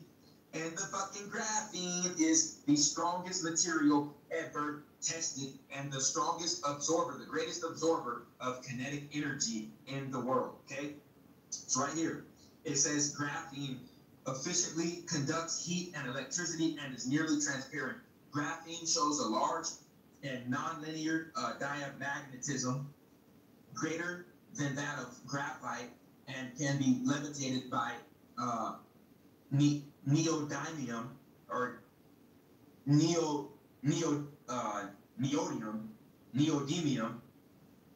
Yeah, neodymium or neodymium. Okay, I'm not sure how to pronounce that. Scientists theorized about graphene for years. It had been unintentionally produced in small quantities for centuries through the use of pencils and other similar graphite applications. It was originally observed in electron microscopes in 1962, but it was studied only while supported on metal surfaces. The material was later rediscovered, isolated, and characterized in 2004 by Andre Geim and Konstantin Novozalov at the University of Manchester. Research was informed by existing theoretical descriptions of its composition, structure, and properties. This work resulted in the two winning a Nobel Prize in Physics in 2010 for groundbreaking experiments regarding the two-dimensional material graphene. So they got the fucking award for just discovering what our ancient ancestors already knew and already were harnessing and using, okay? All this Nobel Peace Prize, all that mainstream media bullshit, that is all bullshit. The fucking Zionist Jews, okay, and the Caucasoid, okay? All they do is steal the technology from our ancient ancestors and claim it as their own goddamn inventions, okay? So like I said, the vibranium in the Black Panther suit is graphene, okay? Graphene, I believe they're trying to keep that as top secret as possible, okay, the graphene, because the graphene does the same, basically the same shit that the Black Panther suit did, in the Black Panther movie. Now I can show you some clips, okay, how this graphene works compared to the movie, but I'm not going to do that because, like I said, I don't want any of these motherfuckers to give me my channel another strike, because they might end up just trying to delete my fucking channel. So I'm not even going to take the chance on that. Okay. Also, this is going to blow you guys away. They try to, you see, they try to hit us with this narrative of all of the world's resources, most of the world's resources come from Africa. Okay? And now I believe that that is a psyop, okay, to push the same agenda as the transatlantic slave ship theory. Okay? And to it fits the same agenda as pushing not only the transatlantic slave ship theory, but also pushing the doctrine, okay, of everybody came from Africa. All life started from Africa. And I'm here to tell you, ladies and gentlemen, that is a lie. Okay? That's a lie. Okay? We have pyramid structures right here in the Americas that are carbon dated to be older than the ones in Africa. And if you look at just the structure of the rocks in the canyons in Southwest America, they even look older. They even look older than the Sahara Desert. Okay? Because rocks, don't you understand? Rocks have to form from sand. Sand is a younger form of rock. Sand is a younger form of rock. Okay? When the sand starts to form into rock form, that shows that the substance is older. Okay? I'm telling you right now, and I've said this in multiple videos, North, Central, and South America, okay? A lot of the structures in North, Central, and South America, man, they are older than the ones in Africa. Okay? I'm just putting that information out there, and that is a fact, man. That is a fact. Okay? So once again, in this Black Panther movie, there was a lot of fucking propaganda. Okay? They tried to play this scenario where the most of the world's resources were coming out of Africa, and that the vibranium was coming out of Africa. But I just showed and proved to you that the village of Wakanda is not in Africa. The village of Wakanda is really in South Dakota, America. Okay? And they tried to say that the vibranium came from Africa, and I just told you that the vibranium is the graphene. So we're going to see where the graphene really comes from and where they're mining this graphene from. Ladies and gentlemen, this is of the largest graphene and graphite mines, okay, in the world. And number one is in goddamn Alabama. Okay, right off tops. It's right in Turtle Island. Right there, Turtle Island, okay, right where the Mississippians, okay, and the Olmec and the Cherokee and the Choctaw, okay, were dwelling right there in Alabama. Okay, the mound builders, they were harnessing the graphite, which came from the graphene, and the largest graphite / graphene mine, the largest graphene mine, okay, it is in Alabama. Okay, graphite comes from graphene, and that is in Alabama. They are mining that under the ground, okay, of the southern United States. Okay? The strongest material in the world, the strongest absorber of kinetic energy in the world. Okay? The graphite and the graphene is basically the same goddamn thing as the vibranium in the Black Panther movie. Okay? Right here. So we have basically the biggest one in the world found in Alabama. Then the second one, okay, that's going to be found Quebec. 100 minerals in Quebec, okay? Yeah, Quebec. So that's Canada. So we have another one we have another, see what I'm saying? Graphene being mined, okay, here in America, or in the Americas, in Canada, okay? So right here, we have more graphene being mined. Oh, what do we have here? Western Australia and one in Nevada, in my backyard. Wow. Well, what do you know? What do you know? More graphene. You see, when I get to my next point, I'm gonna finish that, but I'm gonna just finish this right here. Bora Bora is the name of the other graphite mining station. Okay, this is based in Australia and Sri Lanka. Okay, right here we have China, okay, mining for graphite, strongest material in the world, graphene. Okay, this right here, Sri Lanka, this company's mining there, graphite from Sri Lanka. Okay, and then this one right here, we got another one in Canada. We got another one based in Canada, North America. Okay? Okay? I'm fucking up a lot of people's paradigms today.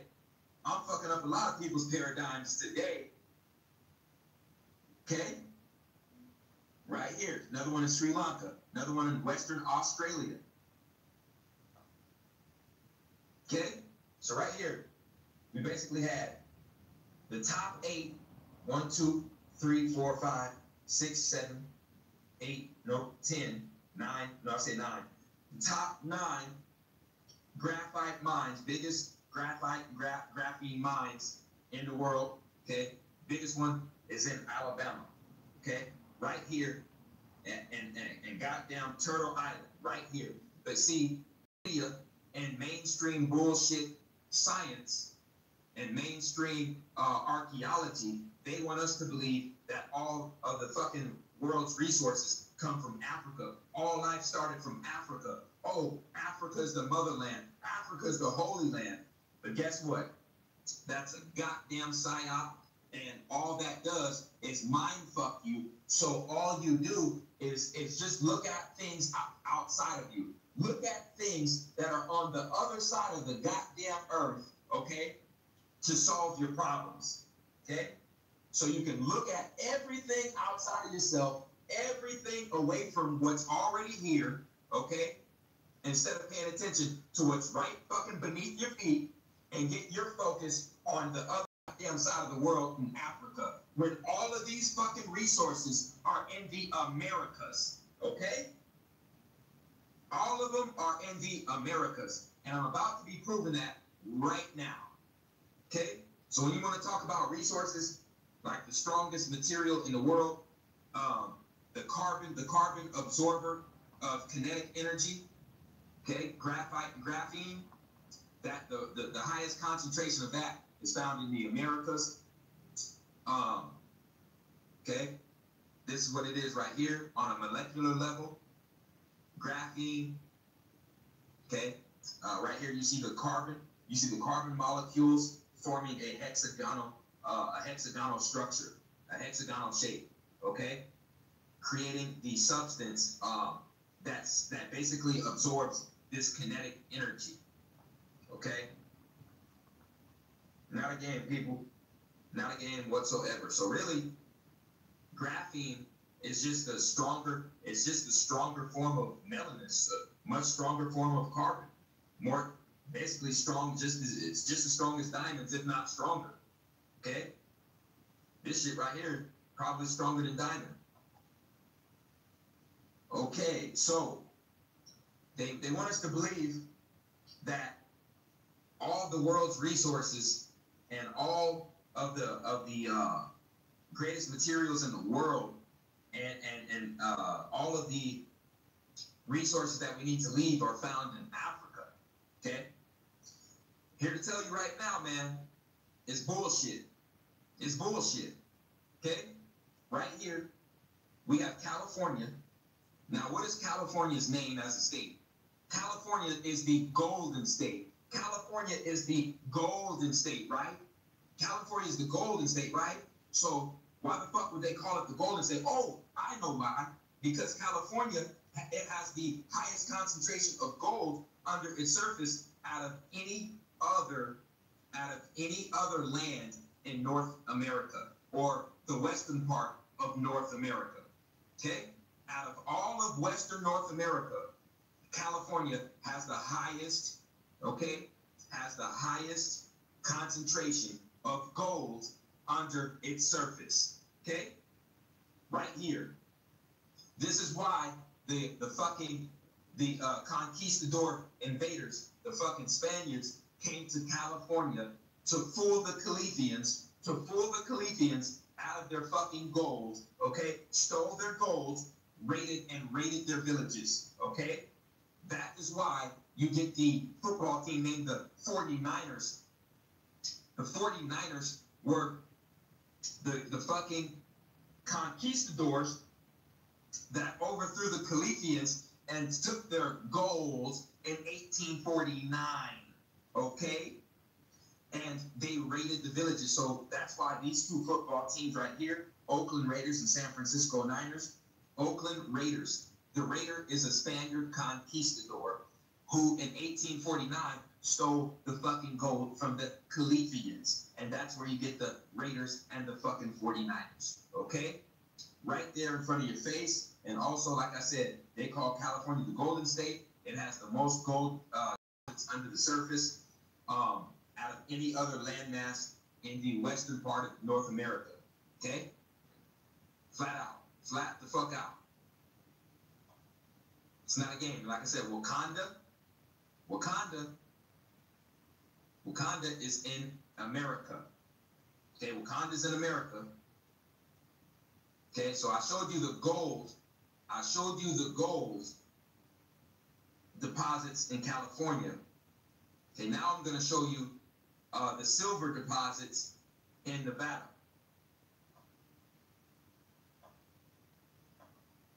Okay, this is also right here. This is the gold in Fort Knox. Look at this, people. Look at this. This is the gold.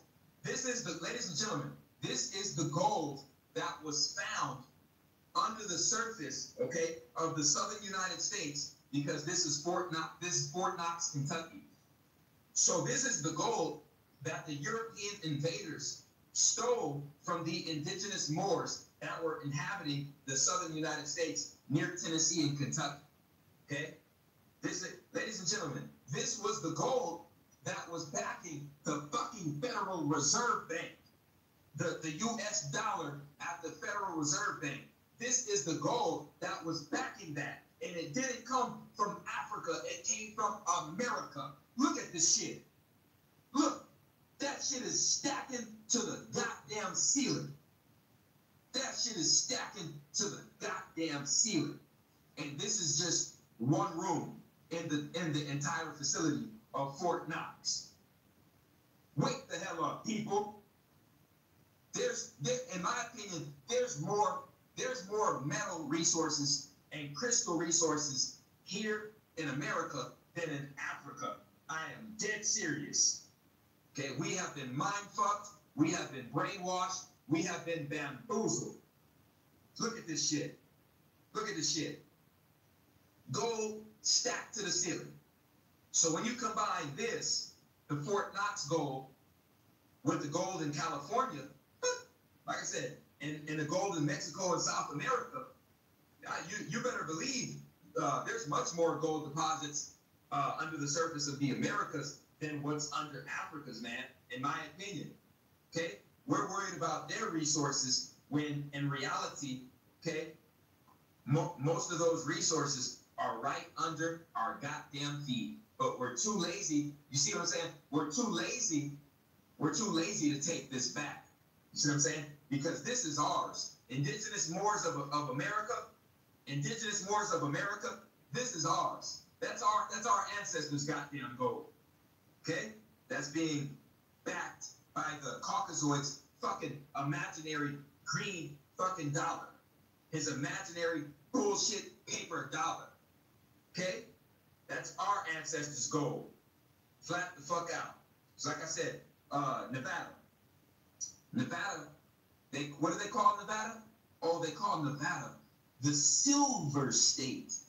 They call Nevada the Silver State. And they found the largest deposit of silver, okay, under the surface of Nevada and Utah. Silver beds in caves found in Nevada and in Utah, okay? And the element silver comes from the moon, but they found the largest deposits of silver, okay, in the Americas. They found that in Nevada. That's why they call Nevada the Silver State, okay? So we have the largest deposits of gold, largest deposits of silver, okay, in America, in the Americas. Oh, now I'm really going to blow the minds, okay, of the listeners. This is how bad the Zionist Jews have mind-fucked us. They have us believing that the diamonds in Africa, okay, are the most valuable commodities in the world.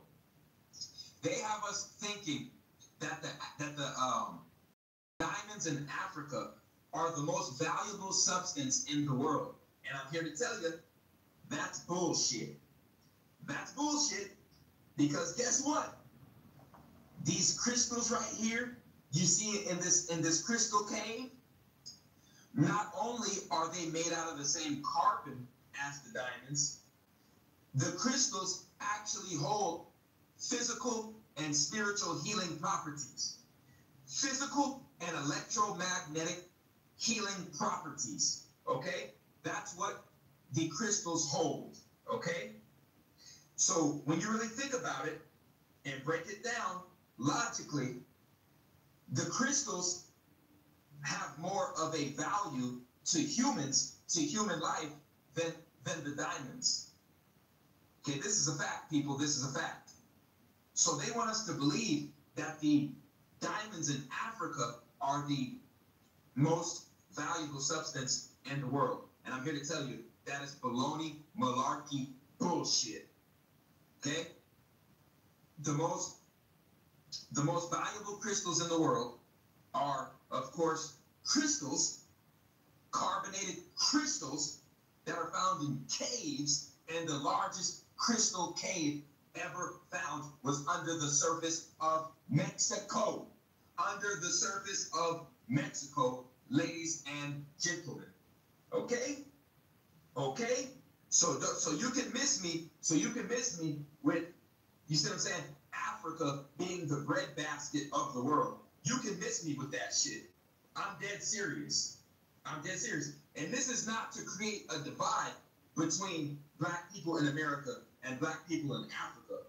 Just to get my people here in America, to get the black people in America to wake the fuck up and to realize how valuable this land is, okay? And to wake up so you can take back your goddamn identity. Okay? It's not a game. It's not a game. It's not a game, people. It's not a game. Okay? So like I said, the gold, the silver, the platinum, the crystals, you see what I'm saying? The real substance that is tied to the vibranium and the Black Panther, okay? That substance is called graphene, and graphene is found mostly in the Americas. You see what I'm saying? But they got us looking over at Africa. They got us looking over at Africa. So they had the Black Panther character in the Black Panther. They had him portray the image of an African. You see what I'm saying? And they had the bad guy, okay, take up the image of the indigenous Moor in America. That is all subliminal. That is subliminal psychological warfare. Okay? I don't give a fuck what anybody says. And then they had Killmonger, they had the Golden Jaguar say this bullshit before the Black Panther killed him, before T'Challa killed him. The Golden Jaguar said, bury me in the ocean with my ancestors, that jumped from the ships because they knew death was better than bondage. If this ain't the biggest, if this ain't the biggest propaganda ploy in the fucking world, I don't know what it is. Because on this channel, everybody knows, my old subscribers know, that I debunked the transatlantic slave ship theory back in 2015. Back, not in 2016, but in 2015, I debunked that shit. Okay? So like I said, I'm not going to be too long-winded on that. You can just check out my older videos of me debunking that shit. Like I said, this shit right here is a goddamn farce and a psyop, okay? To basically take away the true identity of the melanated Moors in America, okay? So really, the Black Panther movie, in a nutshell, was a propaganda ploy to divide the Africans from the Americans and to promote the transatlantic slave ship doctrine, okay? And so the indigenous Moors in America would not know their true identity. So they would still try to claim this Black Panther T'Challa identity, because in the movie they made the Black Panther T'Challa, they made him an African. But I just showed you the real Wakanda is in America. You see what I'm saying? The richest land of resources, in my opinion, is the Americas, okay, out of any other land in the world. But they got us looking across the whole goddamn globe, looking at another fucking landmass. You see what I'm saying? When we need to be worried about what's right under our goddamn feet, okay? We need to nationalize in America and reclaim our resources that were stolen from our ancestors, okay? Now I'm going to show you guys this Instagram thing. Instagram. Now I'm going to show you guys this Instagram. Okay. This post I put up on Instagram. Okay, this basically ties into everything what I was saying in a nutshell about how the Black Panther movie was just a mind fuck to divide the black people in America from the black people in Africa, and to basically get us to jump on the Pan-Africanist bandwagon. Okay, and information I stumbled upon in late 2015. Okay, basically stopped me from promoting Pan-Africanism information. Okay, so right here it says, if Black Panther would have been based in ancient America, since all of its concepts are Aboriginal American, then it would have inspired its targeted audience, reclassified Aboriginal Americans to take their continent, America, back from the foreigners and oppressors and regain control over their lives politically using their identity. Okay? Flat out. Flat out. Okay? When you look at the Black Panther and you look at the jaguar, that is Mesoamerican, that is indigenous Moor symbology. Okay? The jaguars are only found in the Americas. The Black Panthers are mostly found in the Americas. That's why the greatest revolutionary organization, okay, known as the Black Panthers, okay, that's why they took up that name, that image of the Black Panther, okay? This is all tied into Asiatic Moor, indigenous Moor ideology, okay? And like I said, I honestly, I don't want a greater divide between black people in America and black people in Africa. I don't want that. All I'm saying is I want black people in America to understand their real history. You know what I'm saying? You say who we really are. You see what I'm saying? That these resources are really ours. They're rightfully ours. Okay? And we need to reclaim them and take them back. Okay? Before we basically plan to join forces with our brothers over there in Africa, the Sumerians. So like I said, this whole thing ties back to the Atlanteans and the Sumerians. Okay? Very deep information. So really, that's all I had to say on this Black Panther code. My next video is going to be me giving my take on the Mandela effect. I appreciate everyone who supports RFG and Atlantean movement. Please like and subscribe and share this video. It's the Chosen One, man. And I'm out.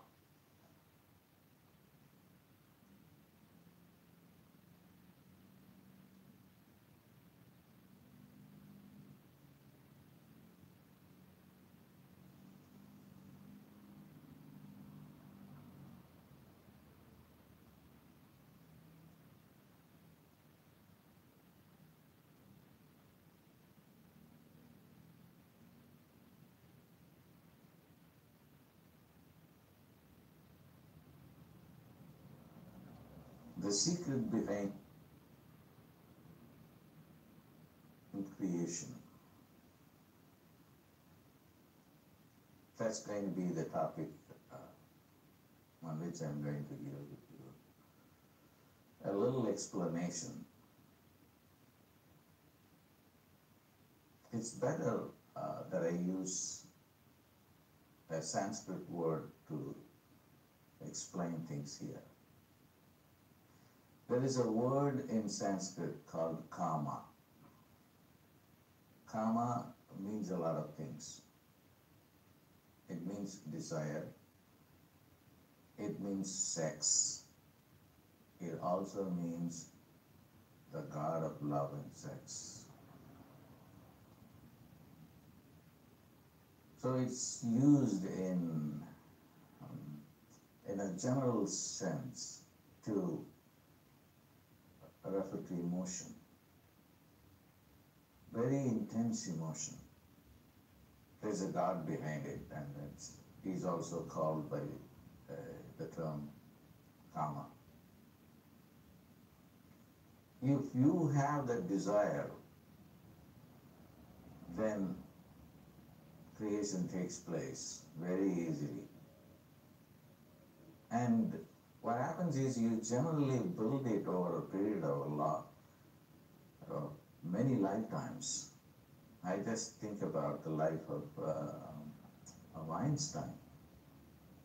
Right from a very young age, although he was not a very bright student, he was called by his professors, one of the professors called him a lazy dog. And he himself admitted that his knowledge of mathematics is very poor. But then he had this great desire to understand the secret behind physical matter, the secret behind the universe. And he came with such great passion. Although his mathematical skills were very poor, he was not giving up. Even a few hours before his death, he was writing equations. And he was also regretting that he did not have more mathematical knowledge. I'm sure that he is going to come back as a mathematician and a physicist so that he could do whatever he wanted to do it in a better way. And that's what happens to people. You all come here with emotions. Sometimes the emotions that we come here are stupid, mediocre, or grandiose like the emotions of Einstein. So whatever you create, there is some emotion behind it. And the best way to understand the emotion is to understand the concept of kama, which is desire, sex, the god of sex. And where does it come from? It comes from your own soul. Your own soul wants to paint something. Your own soul wants to paint the most beautiful picture. And you are not doing it for money. It is your life's interest. You are compelled to do that. And the same way with a gardener who wants to do a very beautiful garden. The same thing applies to everyone who is driven by a passion. Every one of you have a passion to do whatever you want to do. And those who became billionaires, they had the passion to make money. So they didn't worry about getting a PhD or MD or any other qualification. They were not interested in academic excellence. They were interested, their focus was only on money. They had great passion to become billionaires. Unfortunately, people who are very, very poor and who can't even pay their rent or buy grocery, they also have a passion to be so poor. This is very unfortunate. So desire is behind this manifestation. So you may ask, how would anybody would want to be a poor person? Maybe not in this life, but there were circumstances in a previous lifetime that this person adored poverty for some reason. There are people even like the Buddha. The Buddha embraced nothingness. He did not value any material things. He didn't care for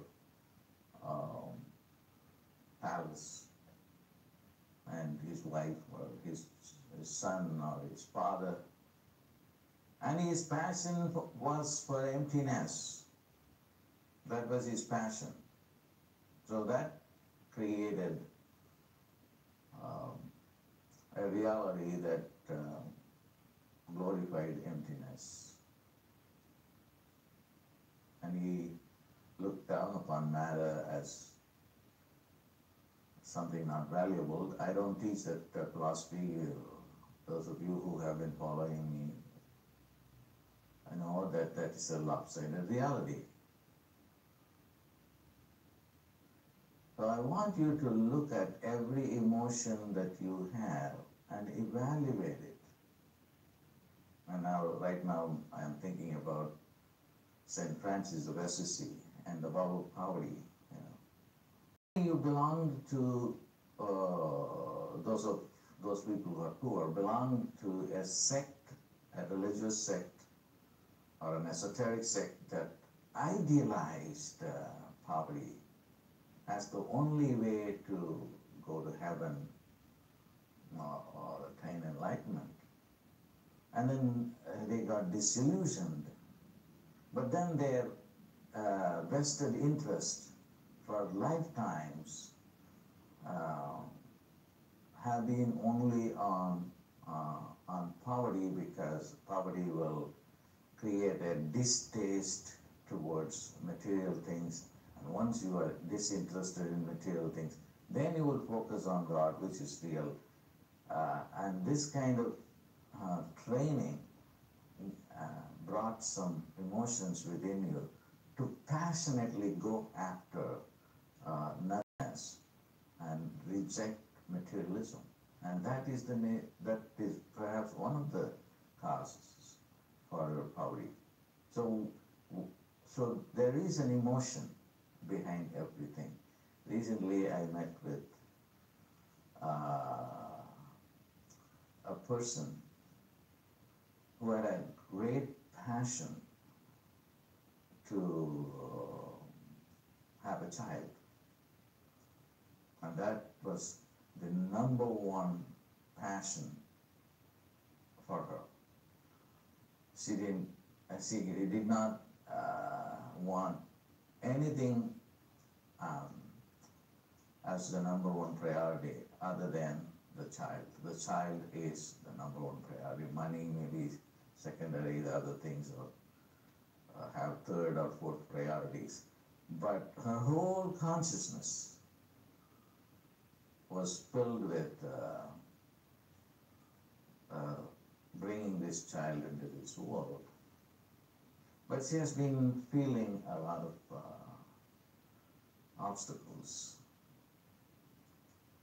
to become pregnant. There are medical data, a whole bunch of them, and they say why this pregnancy could not happen. The eggs are weak, we are not able to promote more, create more eggs. And so they give a whole bunch of data that I'm not an expert, I don't want to go into that. But what I want to focus on is the emotion of this person.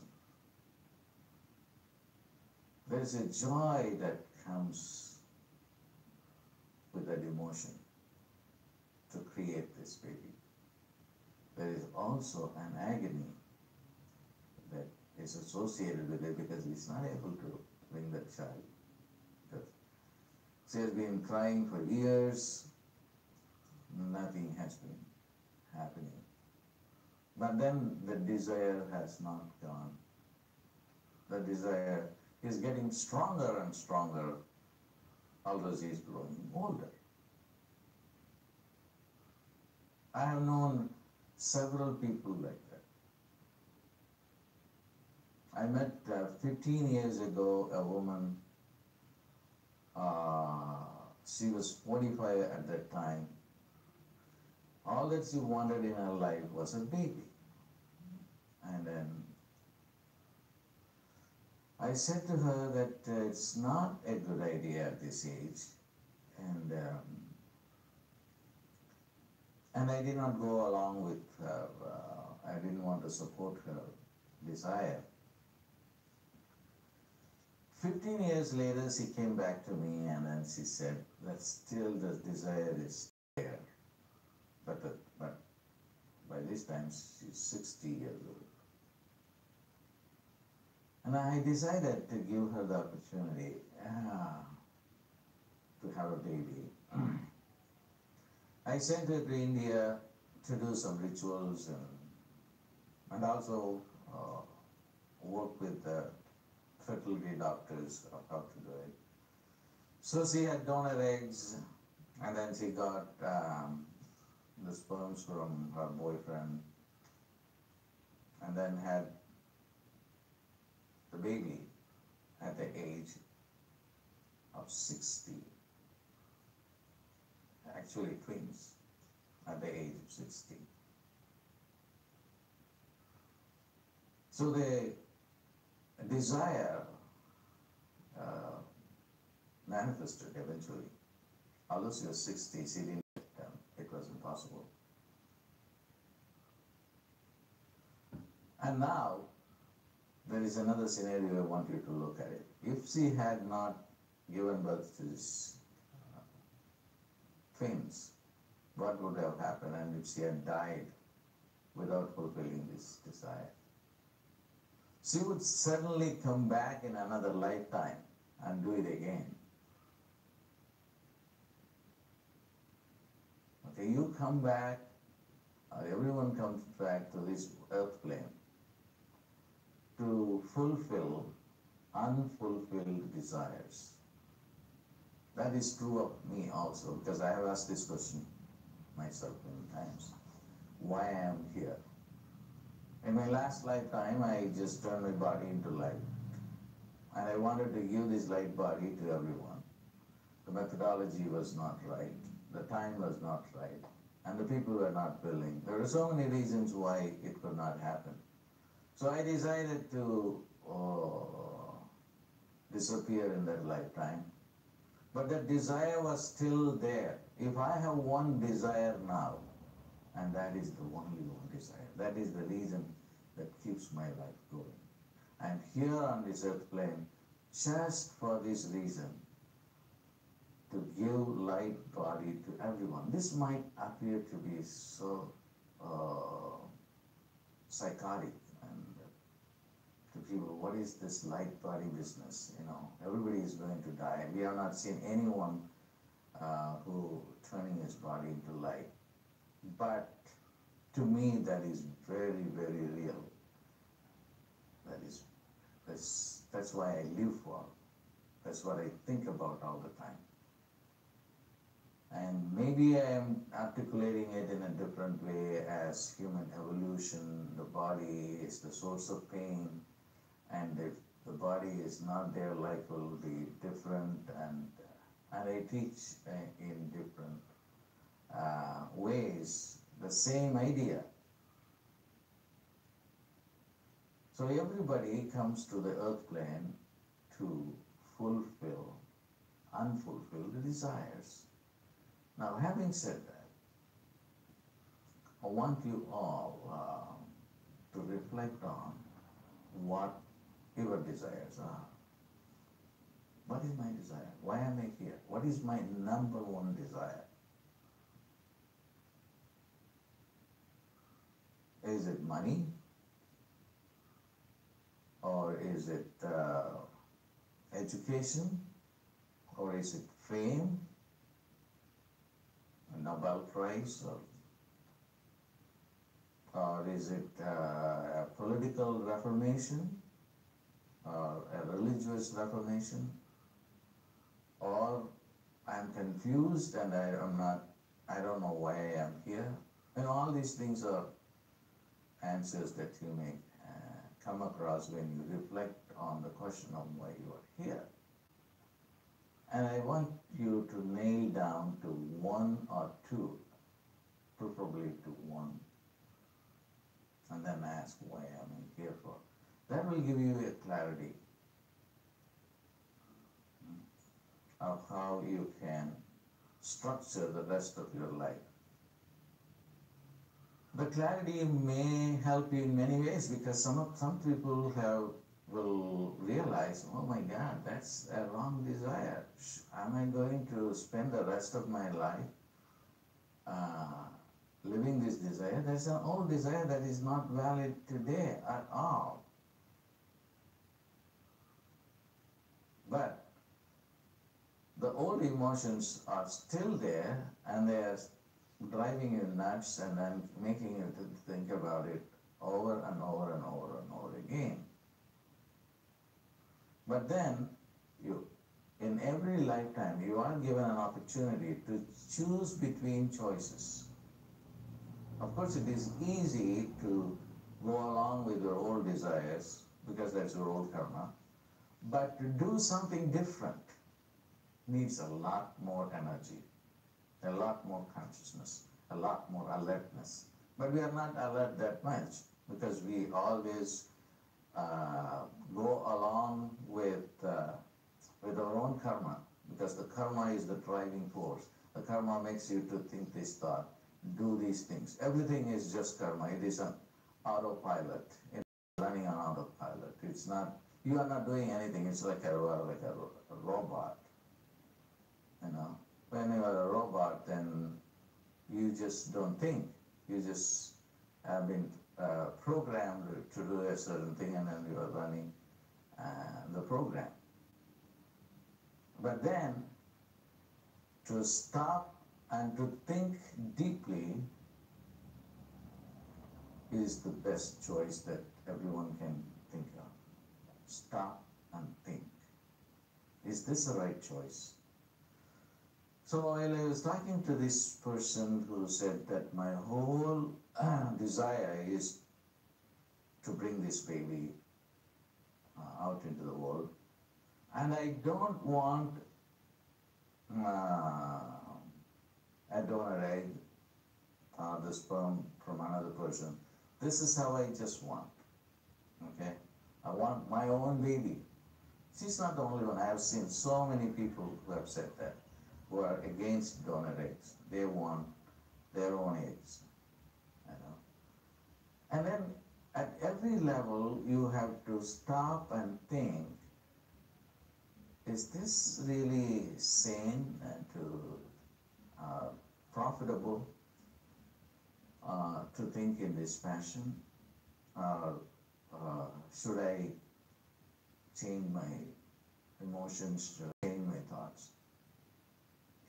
You always have choices. You are never a victim unless you accept it or unless you become totally unconscious. You are a victim. Otherwise, you are not a victim. You have given enough willpower, free will to choose.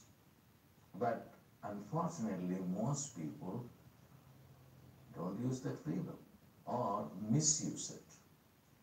That's the thing. I don't want to go into that because that's another topic I'll talk about another time, what is free will and what is a misuse and all that. But I want to come back to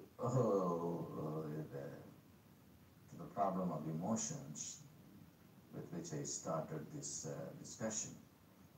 Emotions are created. Okay.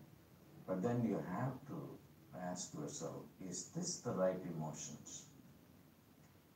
Now, I'm going to say a few things about how to handle an emotion that is so overwhelming, but you find that it is not the right emotions to live the rest of your life with. But you do not know, but you are overwhelmed. I want this, I want this, I want this, whatever it is, money, baby, or job, or business. There are a few things that you can do. You have come here to this earth plane with this emotion. You have to somehow spend it. And if you don't spend it, it is going to be still there and going to create problems because it will come to you and haunt you all the time. So how can you spend it? Usually people spend it over a period of lifetime or many lifetimes. Okay. Let me spend this couple of lifetimes trying to accomplish this thing. So like I gave the example of Einstein and said he is going to come back and acquire mathematical skills and then use it. That was his passion and he died with that emotions. Okay. So what would you do? The one thing is you don't want to do spend the whole lifetime living this old emotion. You can spend it in another way. The bottom line is you have to completely exhaust it. How do you exhaust it? I can think of two ways. One is just fantasy. Just live that fantasy as if you are having that reality. In the case of this woman wanting to have a baby, just to name that baby and raise her up, it's going to be a meditation, and then watch her growing from month 1 to month 2, and then see that everything and then all your desires to raise her up, putting her in preschool and taking her to swimming and all these things and raising her up to, the child is like old enough and go to college, and then even if you can even take this imagination until the until this person gets married and you have grandchildren and so forth. Finish that meditation. With that meditation, you will finish all the emotions you have had. That's one way.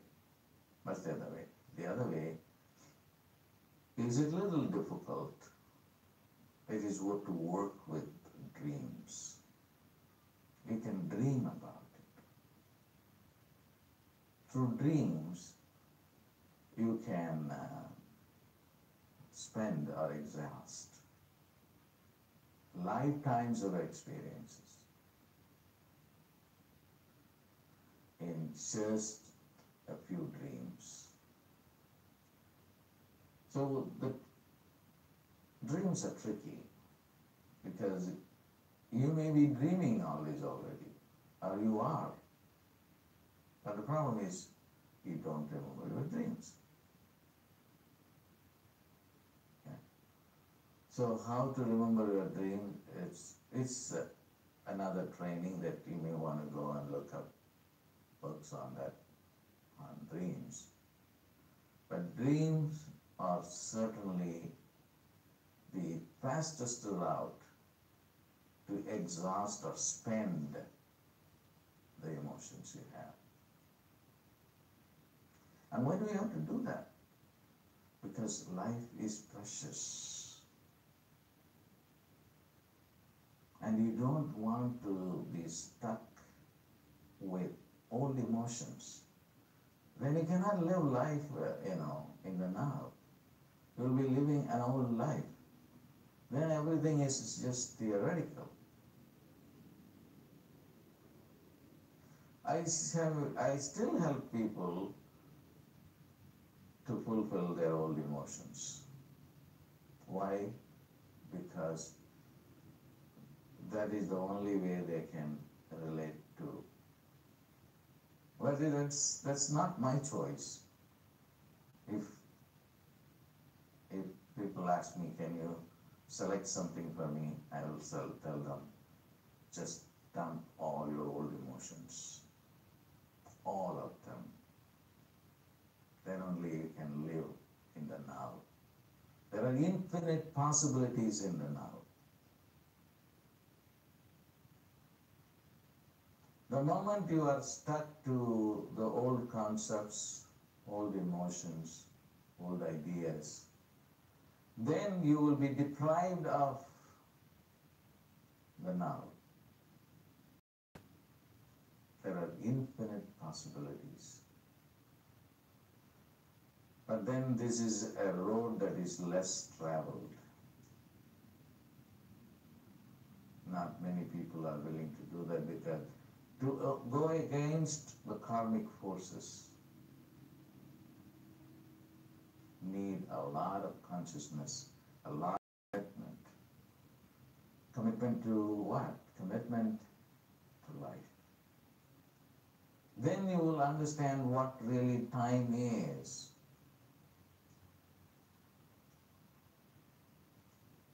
Once you are not attached to anything except to the now, time falls apart.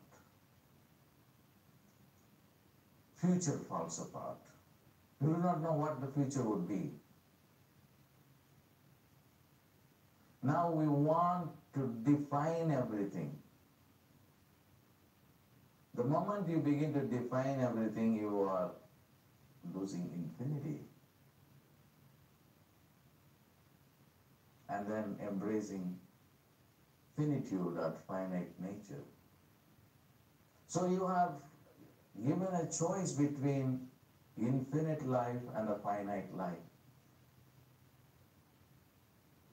But everybody chooses the finite life over infinity. Jesus said the same thing, and I am just rewording it. He said, eternal life is what is more important in life.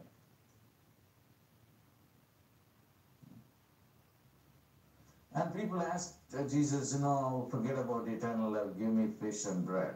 This is what Moses gave us. And Jesus replied to them, look, yes, he did. But what happened to the people who ate the bread and fish? They died. I don't want you to die like that. He was very, very clear about what he was saying. Eternal life, as it is in heaven. So for over 2,000 years, we still have been struggling. It's not that Jesus alone was the first guy to talk about it. There are people right from the very beginning of humanity. The Egyptians were concerned with the higher life. They knew that the body is only 1/7 of the reality that we know, but for us, body, mind is everything. So when we focus on the body, mind, and then we are only choosing to limit a finite life. So live life like a warrior. Then it will be an adventure. Otherwise, you will totally be in bondage, in fear, and one day death will strike us and we will drop dead. Then what happens? Then the unfulfilled desires will bring us back into this world. Then the whole human drama continues. So we should completely exhaust all the emotions, all the desires that we have gathered over a period of millions of lifetimes. So everyone has to examine their own life and then make important choices.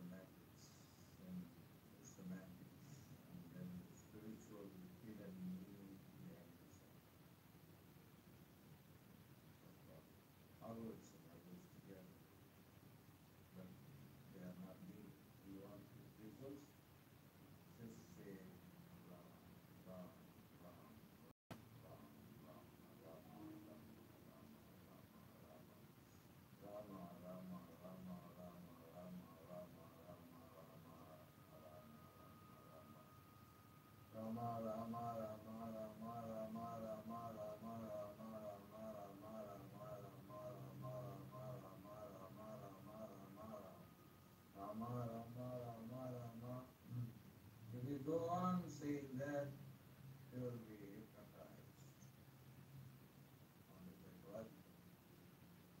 But what's happening is you are empowering yourself with the greatest.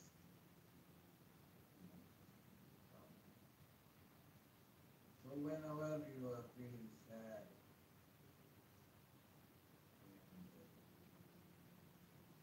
there's no energy, then this is like chanting Rama, Rama, Rama, Rama, Rama, Rama, Rama, Rama. And the sound will completely take over. And then it will stop.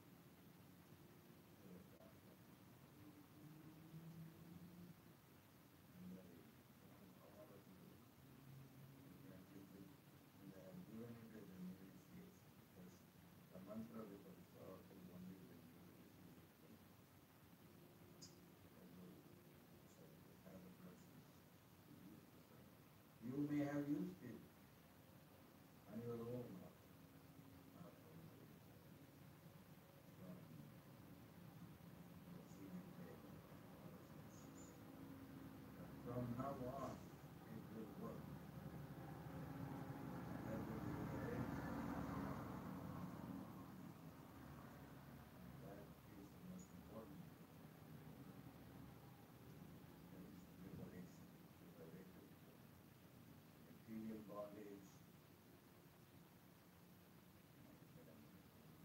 material lacks, this sickness, all of this is taken care of by the power of the sound from Sita.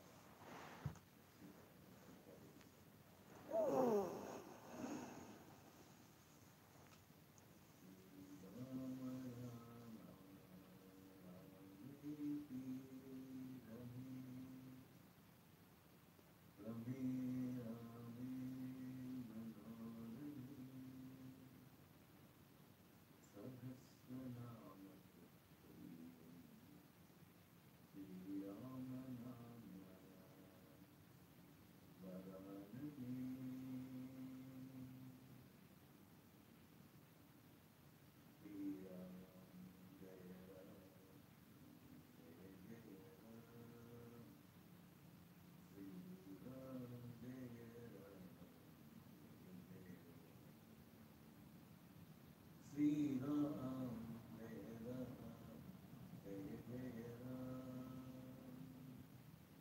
Sri Ram, Jai Ram, Jai Jai Ram. Sri Ram, Jai Ram.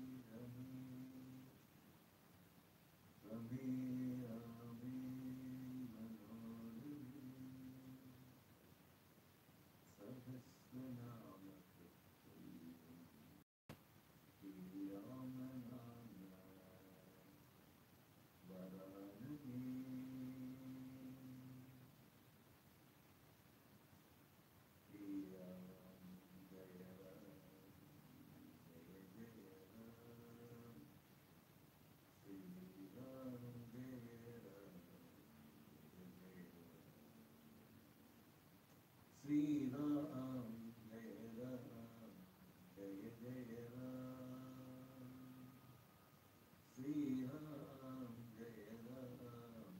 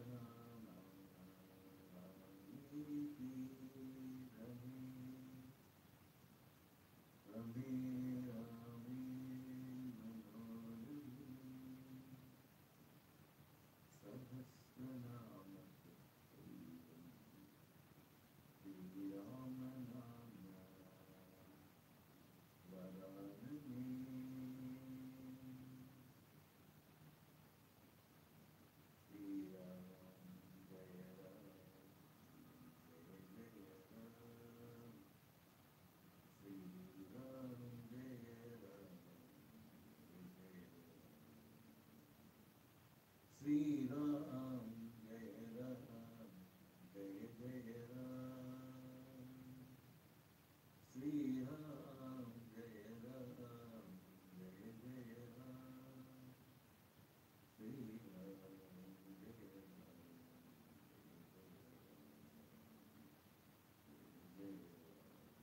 Sri Ram, Jai Ram, Jai Jai Ram.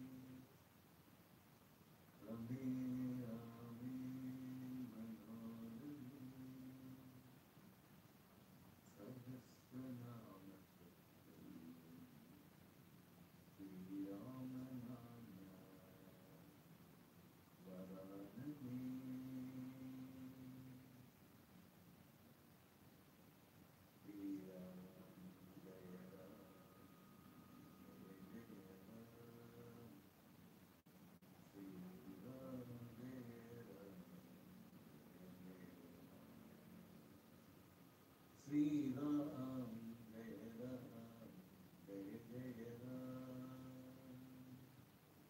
Sri Ram, Jai Ram, Jai Jai Ram. Sri Ram,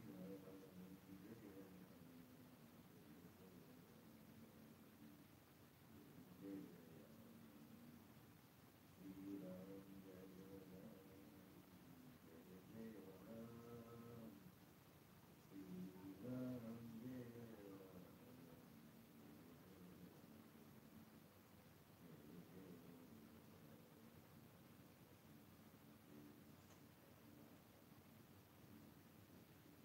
Ram.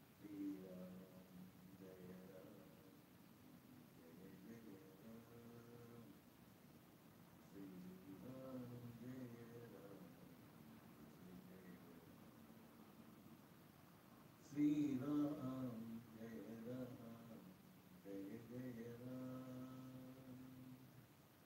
Sri Ram, Jai Ram, Jai Jai Ram. Sri Ram, Jai Ram, Jai Jai Ram. Sri Ram,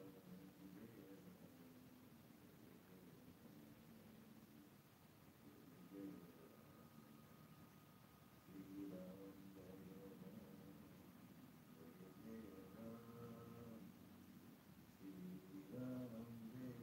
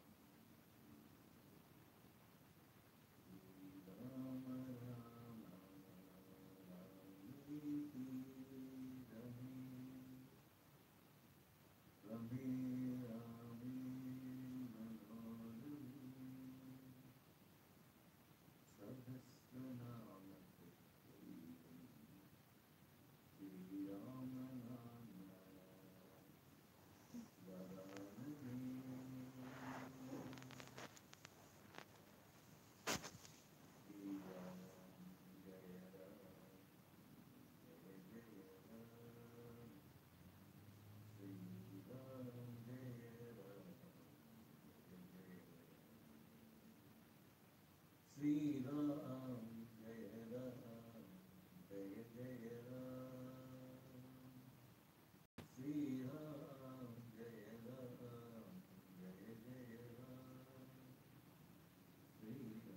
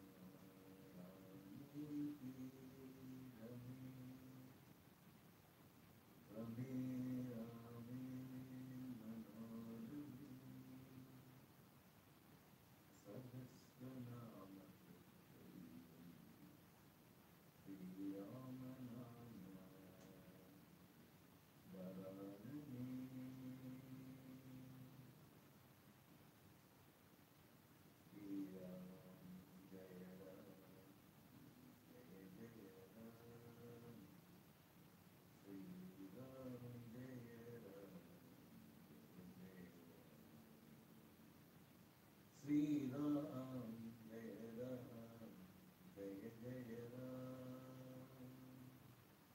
Sri Ram, Jaya Ram, Jaya Sri Ram, Jaya Ram, Jaya Jaya Ram.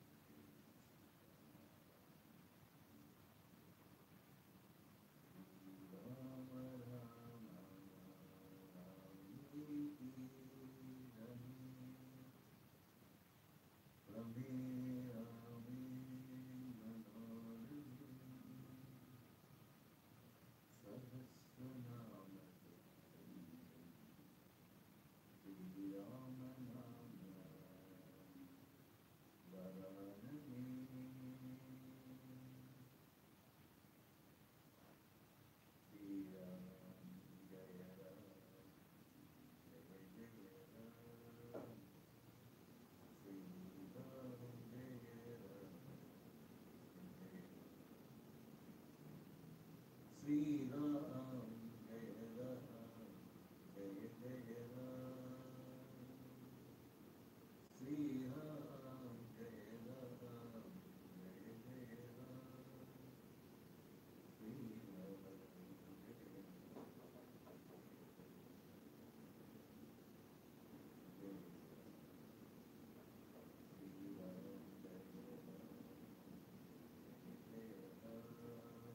Jaya Ram.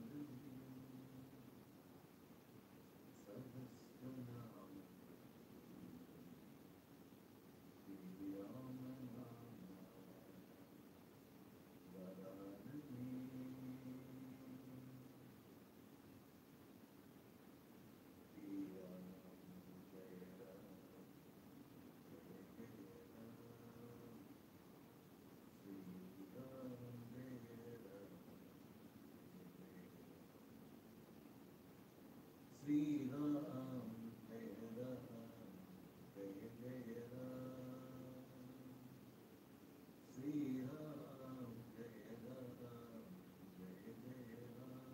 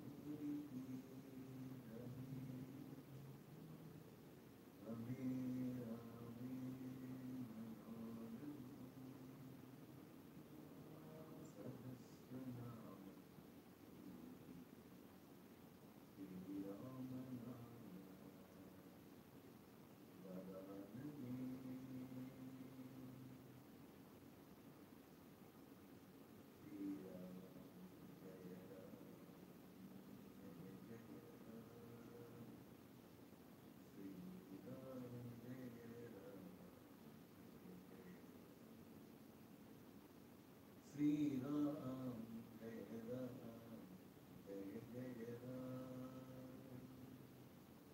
Sri Ram, Jai Ram, Jai Jai Ram.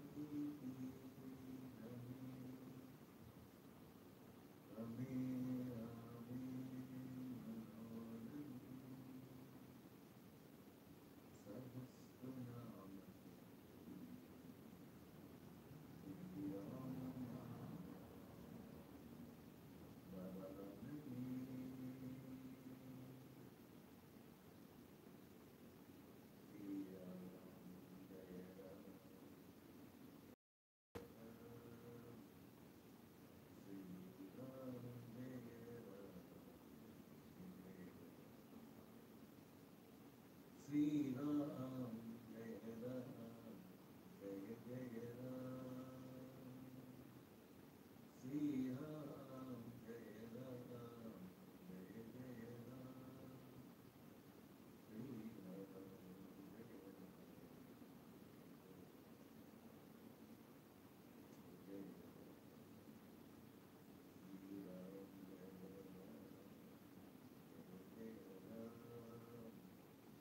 Sri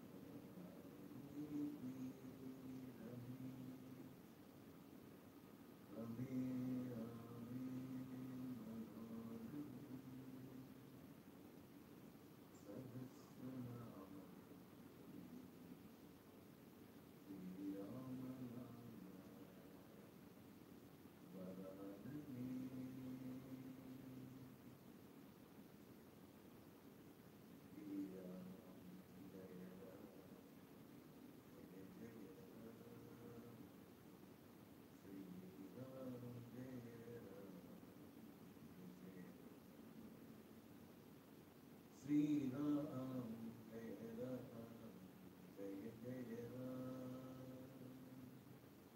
Sri Ram, Jai Ram, Jai Jai Ram. Sri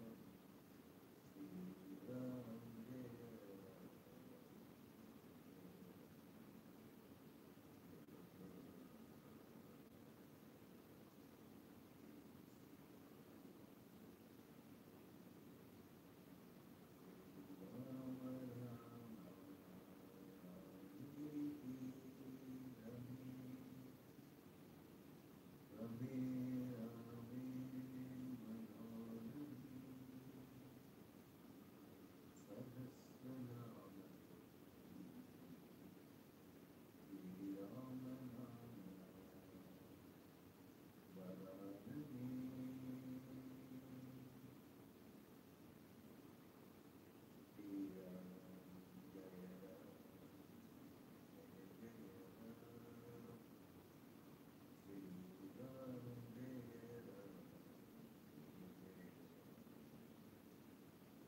Sri Ram, Jai Ram, Jai Jai Ram.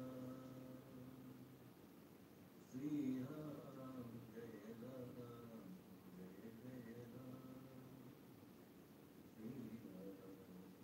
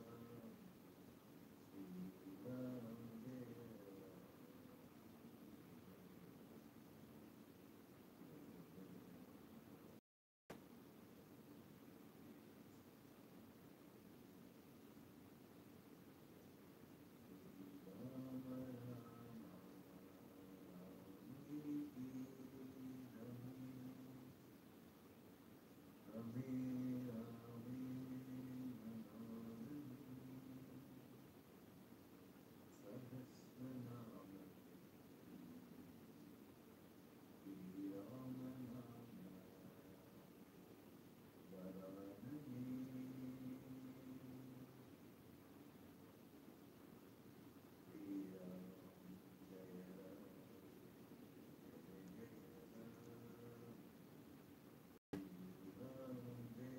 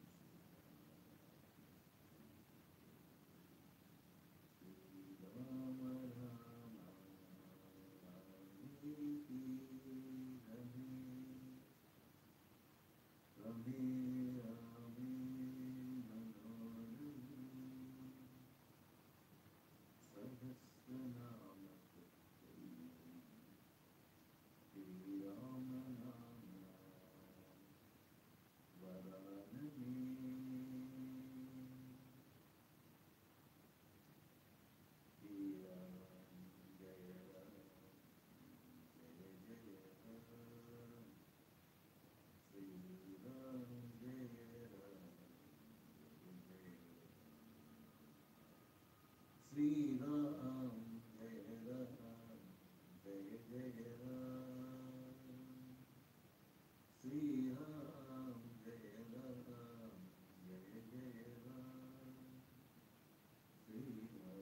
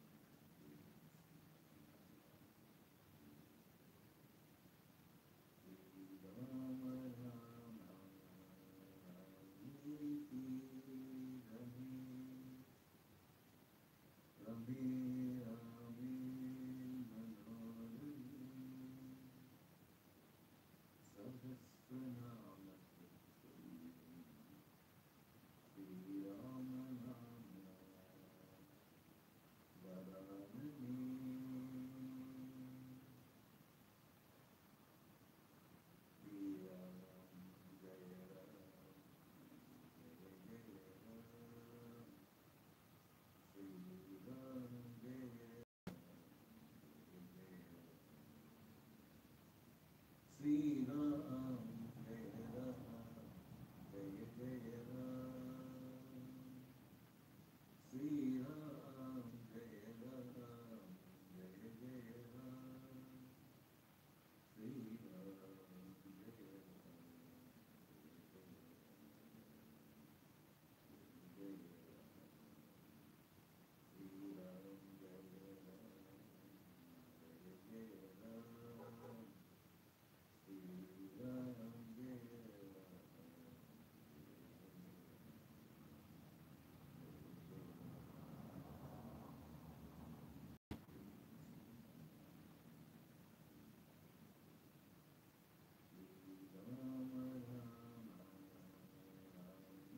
Sri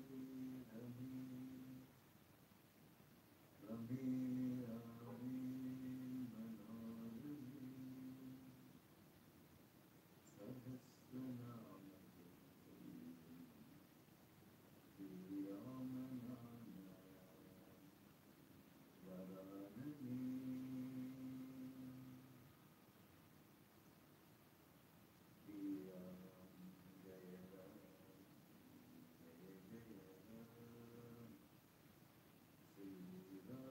Jai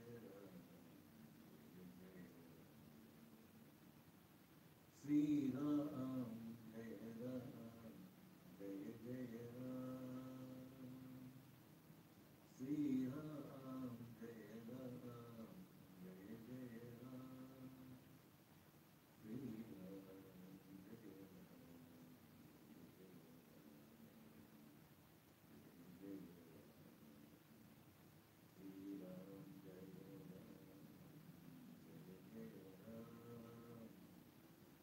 Sri Ram, Jai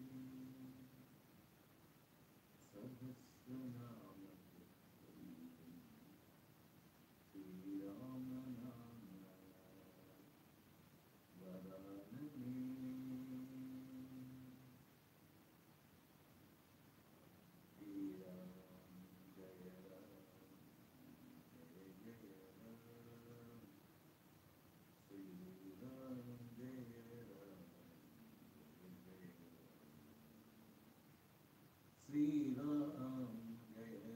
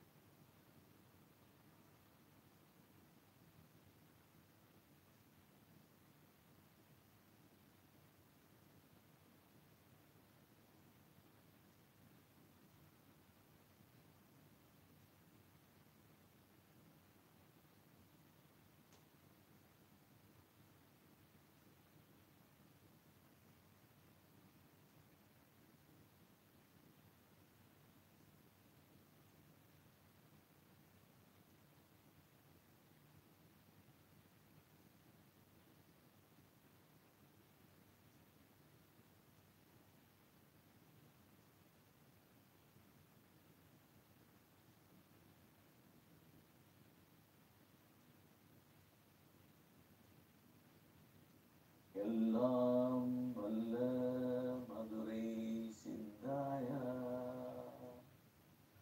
Somasundara ராஜாதிராஜாய அருணாச்சலேஸ்வராய நம சிவாய பாபா ஸ்ரீ சிவாய ஸ்வாஹா. எல்லாம் வல்ல Madurai சிந்தாய Somasundara ராஜாதிராஜாய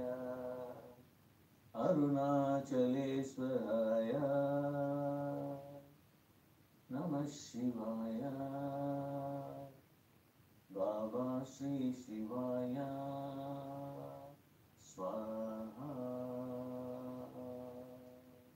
Ellam Valla Madurai Siddhaya. Soma Sundara Rajadi Rajaya. Arunachaleswaraya. Namah Shivaya. Baba Sri Shivaya. Swaha. Ellam Valla Madurai Siddhaya. Soma Sundara Rajadi Rajaya. Arunachaleswaraya. Namah Shivaya. Baba Sri Shivaya. Swaha. Ellam Valla Madurai Siddhaya. Soma Sundara Rajadi Rajaya. Arunachaleswaraya. Namah Shivaya. Baba Sri Shivaya. Swaha. Ellam Valla Madurai Siddhaya. Soma Sundara Rajadi Rajaya. Arunachaleswaraya. Namah Shivaya. Baba Sri Shivaya. Swaha. Ellam Valla Madurai Siddhaya. Soma Sundara Rajadi Rajaya. Arunachaleswaraya. Namah Shivaya. Baba Sri Shivaya. Swaha.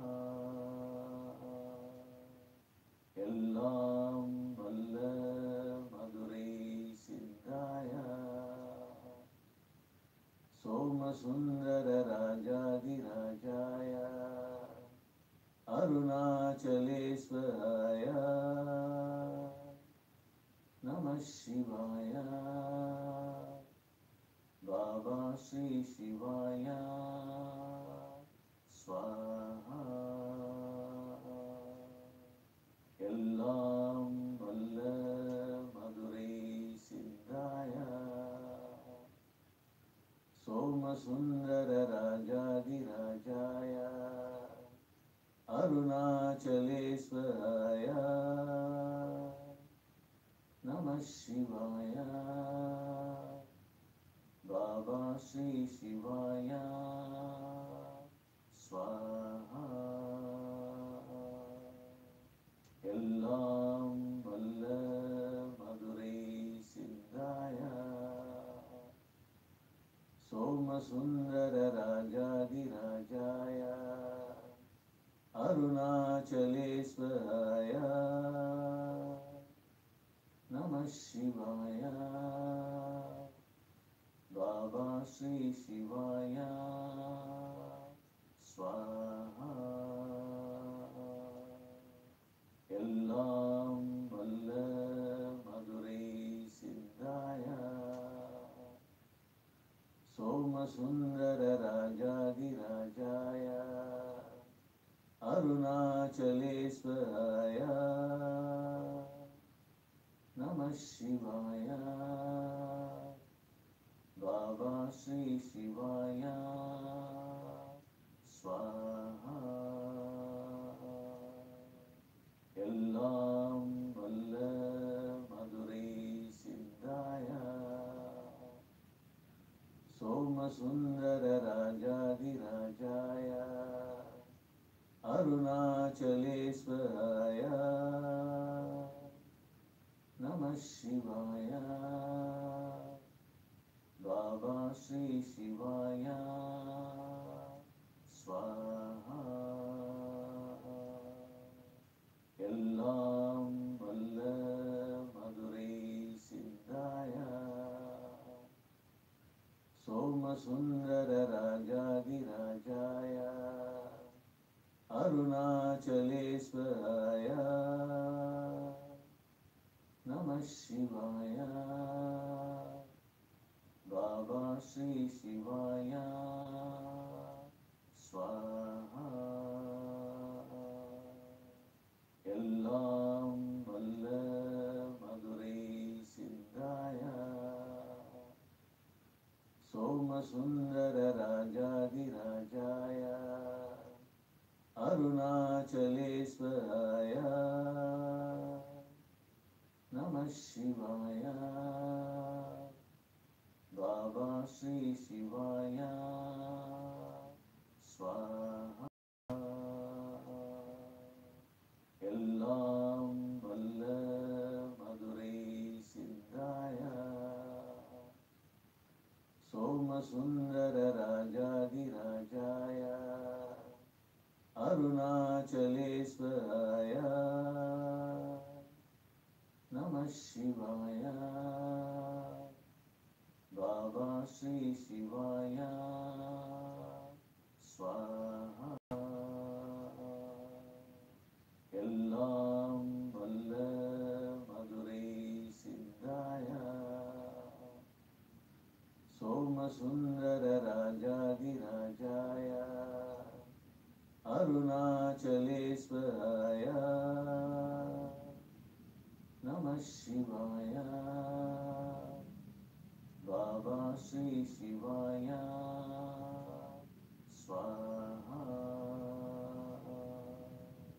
Ellam Valla Madurai Siddhaya. Soma Sundara Rajadi Rajaya. Arunachalesvaraya. Namah Shivaya. Baba Sri Shivaya. Swaha. Ellam Valla Madurai Siddhaya. Soma Sundara Rajadi Rajaya. Arunachalesvaraya. Namah Shivaya. Baba Sri Shivaya. Swaha. Ellam Valla Madurai Siddhaya. Soma Sundara Rajadi Rajaya. Arunachalesvaraya. Namah Shivaya. Baba Sri Shivaya. Swaha. Ellam Valla Madurai Siddhaya. Soma Sundara Rajadi Rajaya. Arunachalesvaraya. Namah Shivaya. Baba Sri Shivaya. Swaha. Ellam Valla Madurai Siddhaya.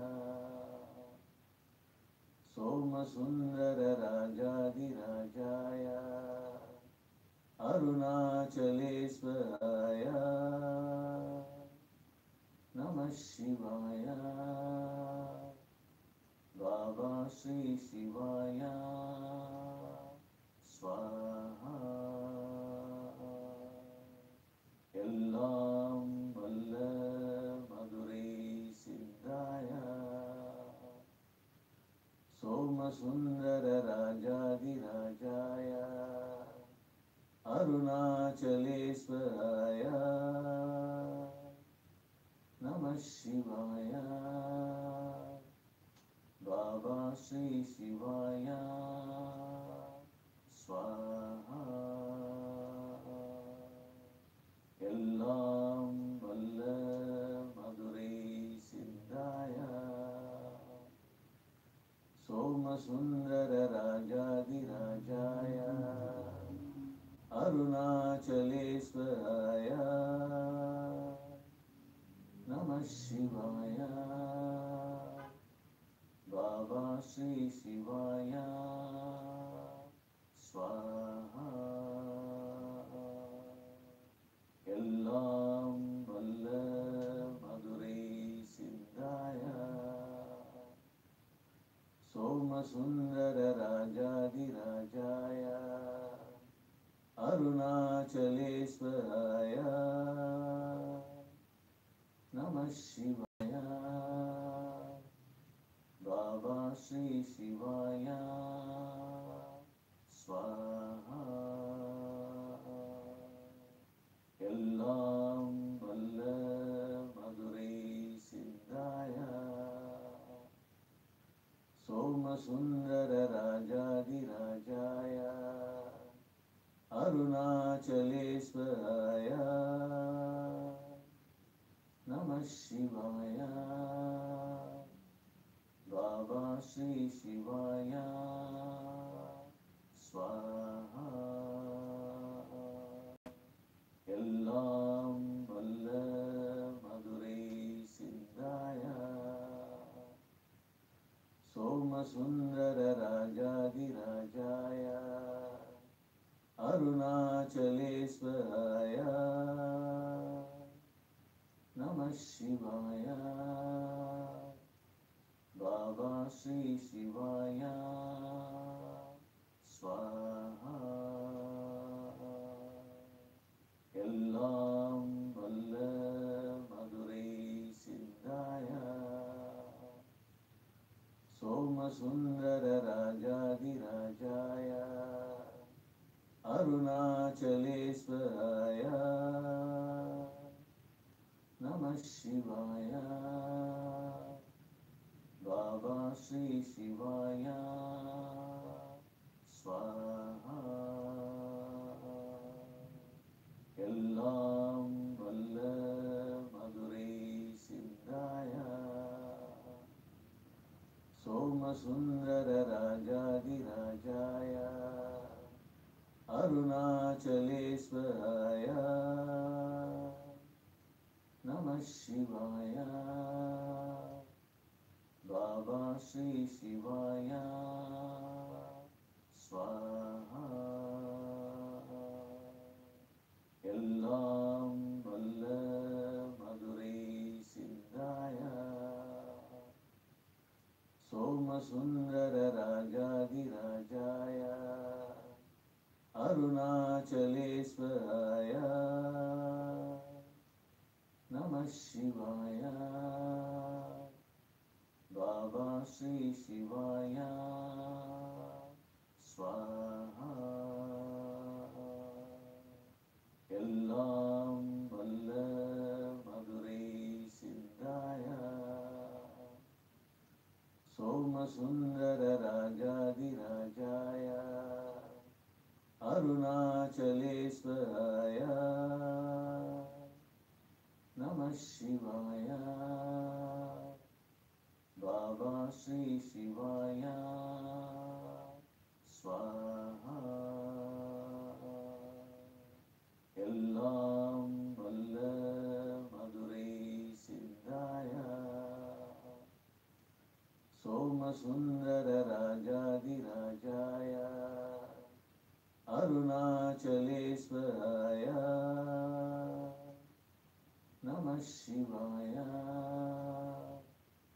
Baba Shri Shivaya Swaha. Ellam Valla Madurai Siddhaya Somasundara Rajadirajaya Arunachaleswaraya Namah Shivaya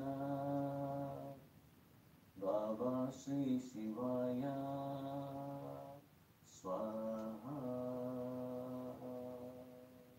Ellam Valla Madurai Siddhaya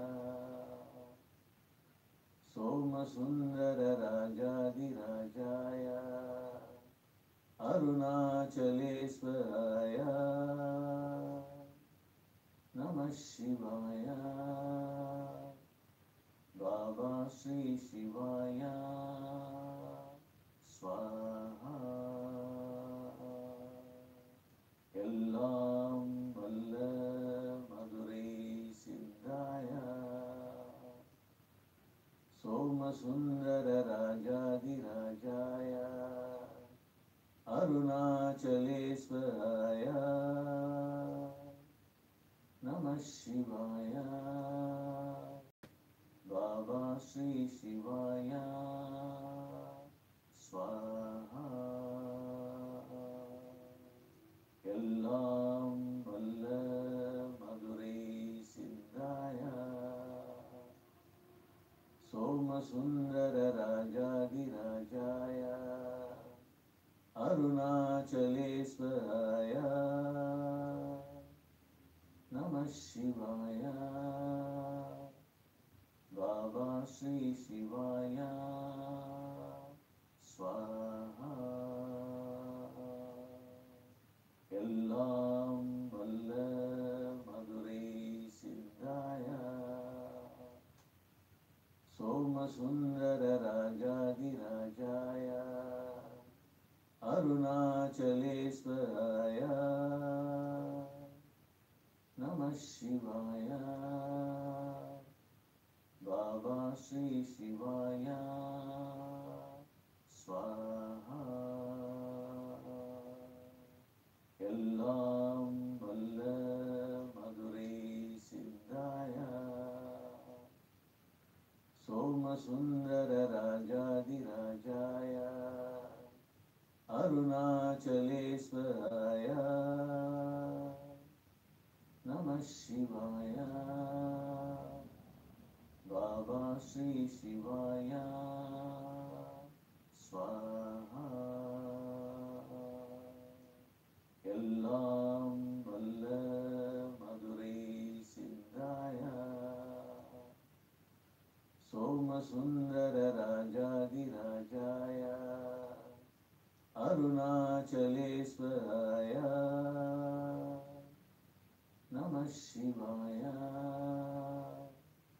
Baba Sri Shivaya Swaha.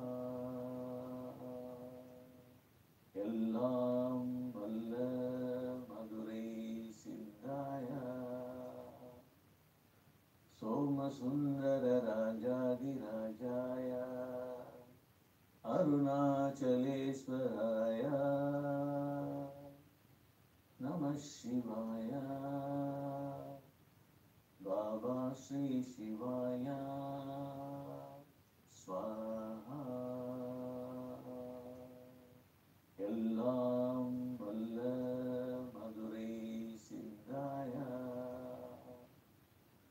Somasundara Rajadi Rajaya Arunachaleswaraya Namah Shivaya Baba Sri Shivaya Swaha. Ellam Valla Madurai Siddhaya Somasundara Rajadi Rajaya Arunachaleswaraya Namah Shivaya Baba Sri Shivaya Swaha. Ellam Valla Madurai Siddhaya Somasundara Rajadi Rajaya Arunachaleswaraya Namah Shivaya Baba Sri Shivaya Swaha. Ellam Valla Madurai Siddhaya Somasundara Rajadi Rajaya Arunachaleswaraya Namah Shivaya Baba Sri Shivaya Swaha. Ellam Valla Madurai Siddhaya Somasundara Rajadi Rajaya Arunachaleswaraya Namah Shivaya Baba Sri Shivaya Swaha. Ellam Valla Madurai Siddhaya Somasundara Rajadi Rajaya Arunachaleswaraya Namah Shivaya Baba Sri Shivaya Swaha. Ellam Valla Madurai Siddhaya Somasundara Rajadi Rajaya Arunachaleswaraya Namah Shivaya Baba Sri Shivaya Swaha.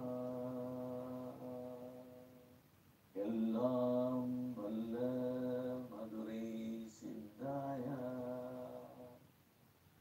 Somasundara Rajadi Rajaya Arunachaleswaraya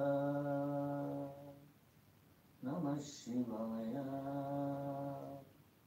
Baba Sri Shivaya Swaha. Ellam Valla Madurai Siddhaya Somasundara Rajadi Rajaya Arunachaleswaraya Namah Shivaya Baba Sri Shivaya Swaha. Ellam Valla Madurai Siddhaya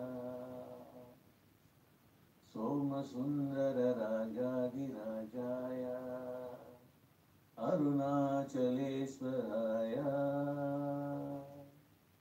Namah Shivaya Baba Sri Shivaya Swaha. Ellam Valla Madurai Siddhaya Somasundara Rajadi Rajaya Arunachaleswaraya Namah Shivaya Baba Sri Shivaya Swaha. Ellam Valla Madurai Siddhaya Somasundara Rajadi Rajaya Arunachaleswaraya Namah Shivaya Baba Sri Shivaya Swaha. Ellam Valla Madurai Siddhaya Somasundara Rajadi Rajaya Arunachaleswaraya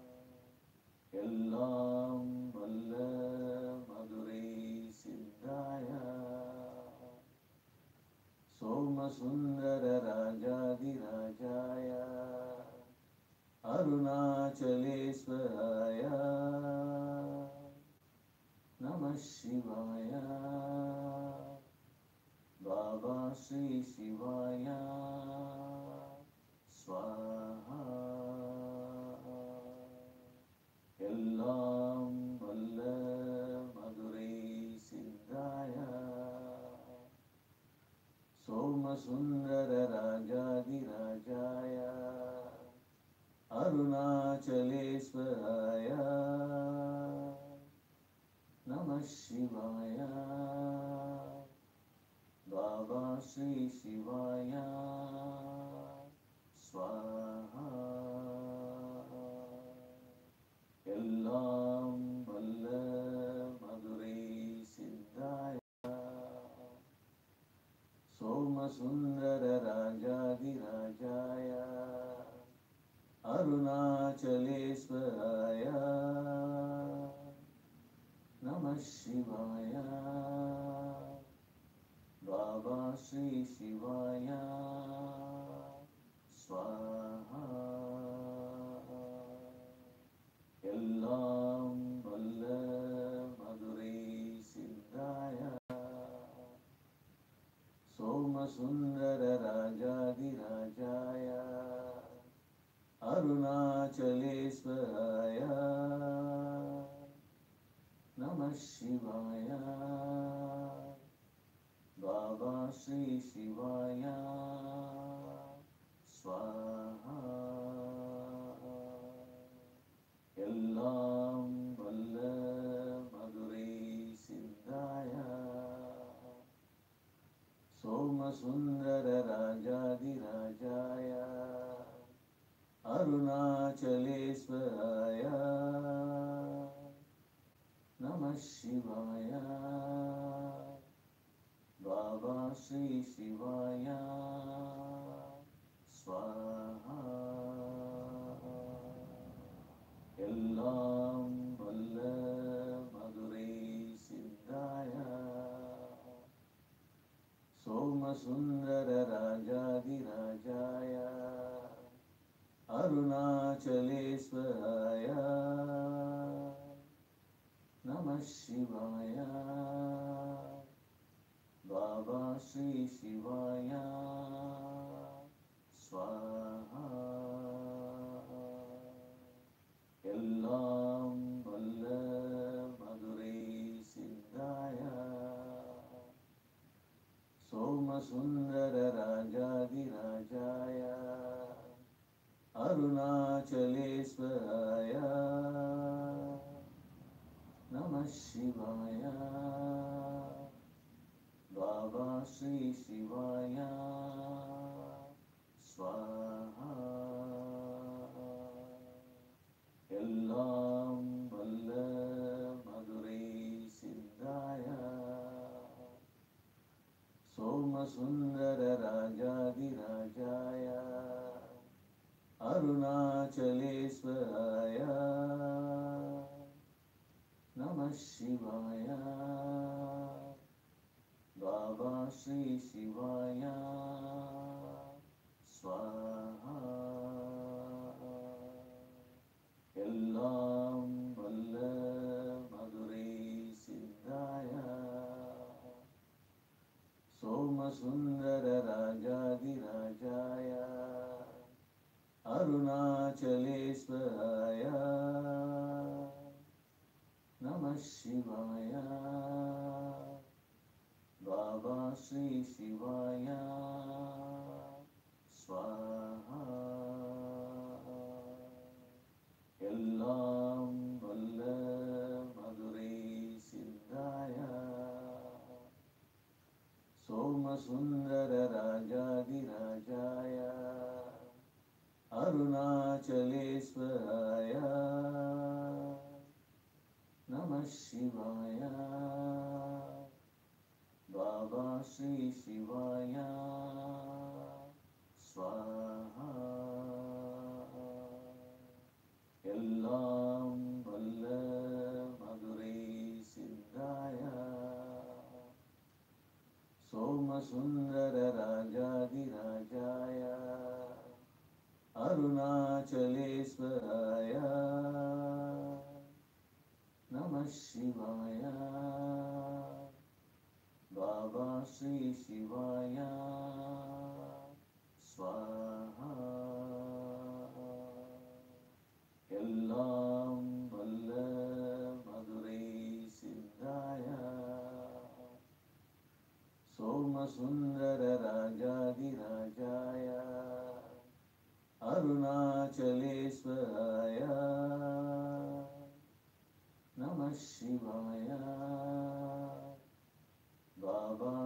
Shivaya Swaha.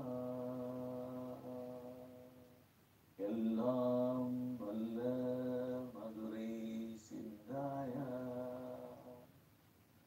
Somasundara Rajadirajaya Arunachaleswaraya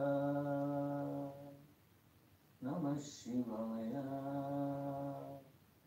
Baba Sri Shivaya Swaha. Ellam Valla Madurai Siddhaya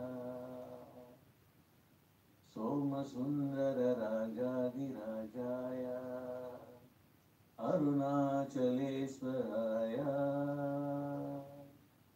Namah Shivaya Baba Sri Shivaya Swaha. Ellam Valla Madurai Siddhaya Somasundara Rajadirajaya Arunachaleswaraya Namah Shivaya Baba Sri Shivaya Swaha. Ellam Valla Madurai Siddhaya Somasundara Rajadirajaya Arunachaleswaraya Namah Shivaya Baba Sri Shivaya Swaha. Ellam Valla Madurai Siddhaya Somasundara Rajadirajaya Arunachaleswaraya Namah Shivaya Baba Sri Shivaya Swaha. Ellam Valla Madurai Siddhaya Somasundara Rajadirajaya Arunachaleswaraya Namah Shivaya Baba Sri Shivaya Swaha. Ellam Valla Madurai Siddhaya Somasundara Rajadirajaya Arunachaleswaraya Namah Shivaya Baba Sri Shivaya Swaha. Ellam Valla Madurai Siddhaya Somasundara Rajadirajaya Arunachaleswaraya Namah Shivaya Baba Sri Shivaya Swaha. Ellam Valla Madurai Siddhaya Somasundara Rajadirajaya Arunachaleswaraya Namah Shivaya Baba Sri Shivaya Swaha. Ellam Valla Madurai Siddhaya Somasundara Rajadirajaya Arunachaleswaraya Namah Shivaya Baba Sri Shivaya Swaha. Ellam Valla Madurai Sindhaya Somasundara Rajadi Rajaya Arunachaleswaraya Namah Shivaya Baba Sri Shivaya Swaha. Ellam Valla Madurai Sindhaya Somasundara Rajadi Rajaya Arunachaleswaraya Namah Shivaya Baba Sri Shivaya Swaha. Ellam Valla Madurai Sindhaya Somasundara Rajadi Rajaya Arunachaleswaraya Namah Shivaya Baba Sri Shivaya Swaha. Ellam Valla Madurai Sindhaya Somasundara Rajadi Rajaya Arunachaleswaraya Namah Shivaya Baba Sri Shivaya Swaha. Ellam Valla Madurai Sindhaya Somasundara Rajadi Rajaya Arunachaleswaraya Namah Shivaya Baba Sri Shivaya Swaha. Ellam Valla Madurai Sindhaya Somasundara Rajadi Rajaya Arunachaleswaraya Namah Shivaya Baba Sri Shivaya Swaha. Ellam Valla Madurai Sindhaya Somasundara Rajadi Rajaya Arunachaleswaraya Namah Shivaya Baba Sri Shivaya Swaha. Ellam Valla Madurai Sindhaya Somasundara Rajadi Rajaya Arunachaleswaraya Namah Shivaya Baba Sri Shivaya Swaha. Ellam Valla Madurai Sindhaya Somasundara Rajadi Rajaya Arunachaleswaraya Namah Shivaya Baba Sri Shivaya Swaha. Ellam Valla Madurai Sindhaya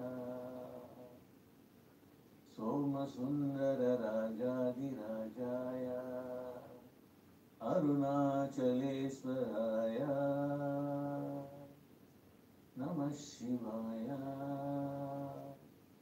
Baba Sri Shivaya Swaha.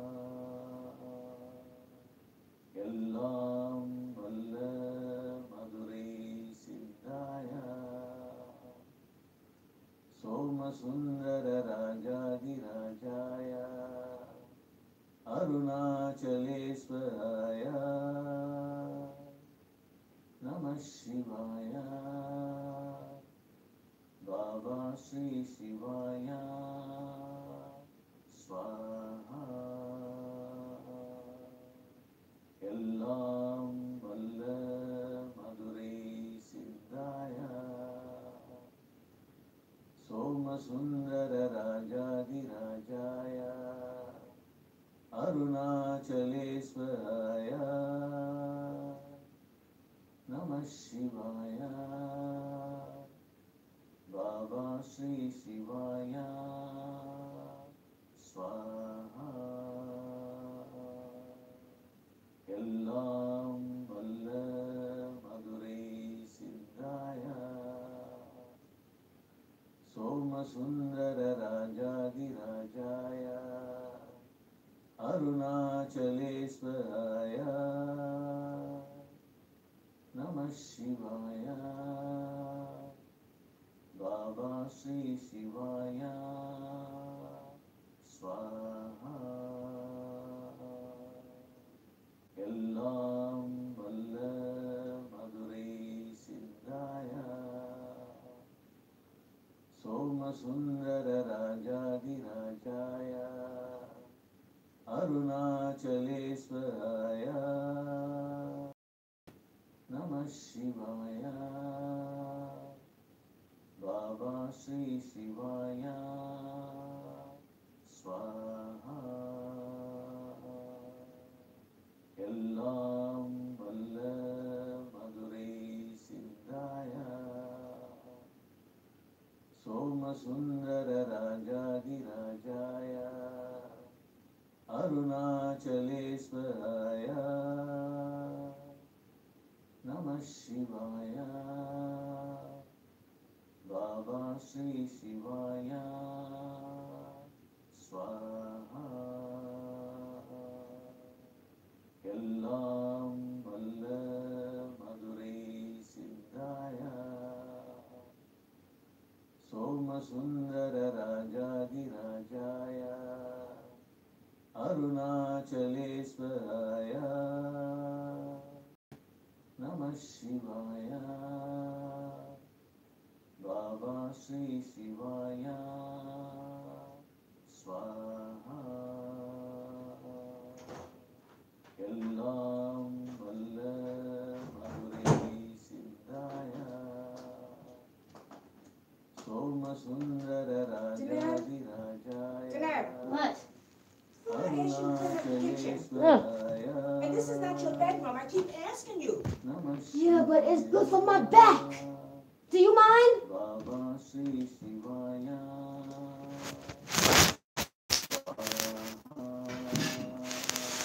Just as easy as you can sleep on the floor out here, you can sleep on the floor in your room. No, I can't. This is Clean a up here. carpet. This is a carpet. No, it's not. Clean It's up a in rug. here. Clean up.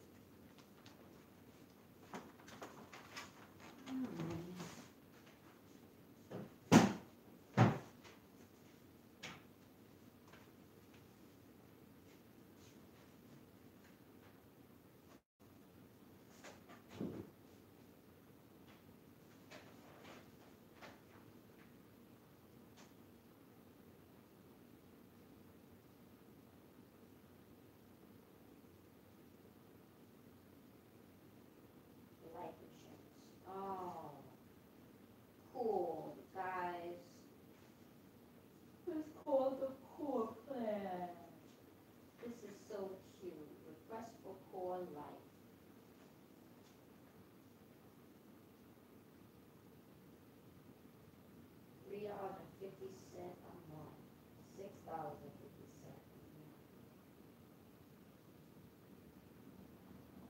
New streamline underwriting for those under 50. CP life insurance. 100,000 or less.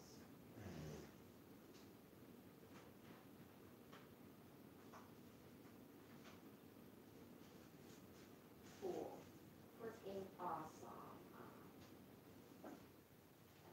Freaking awesome. Great.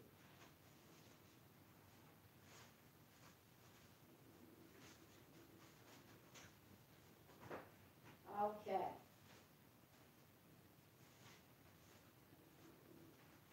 Now.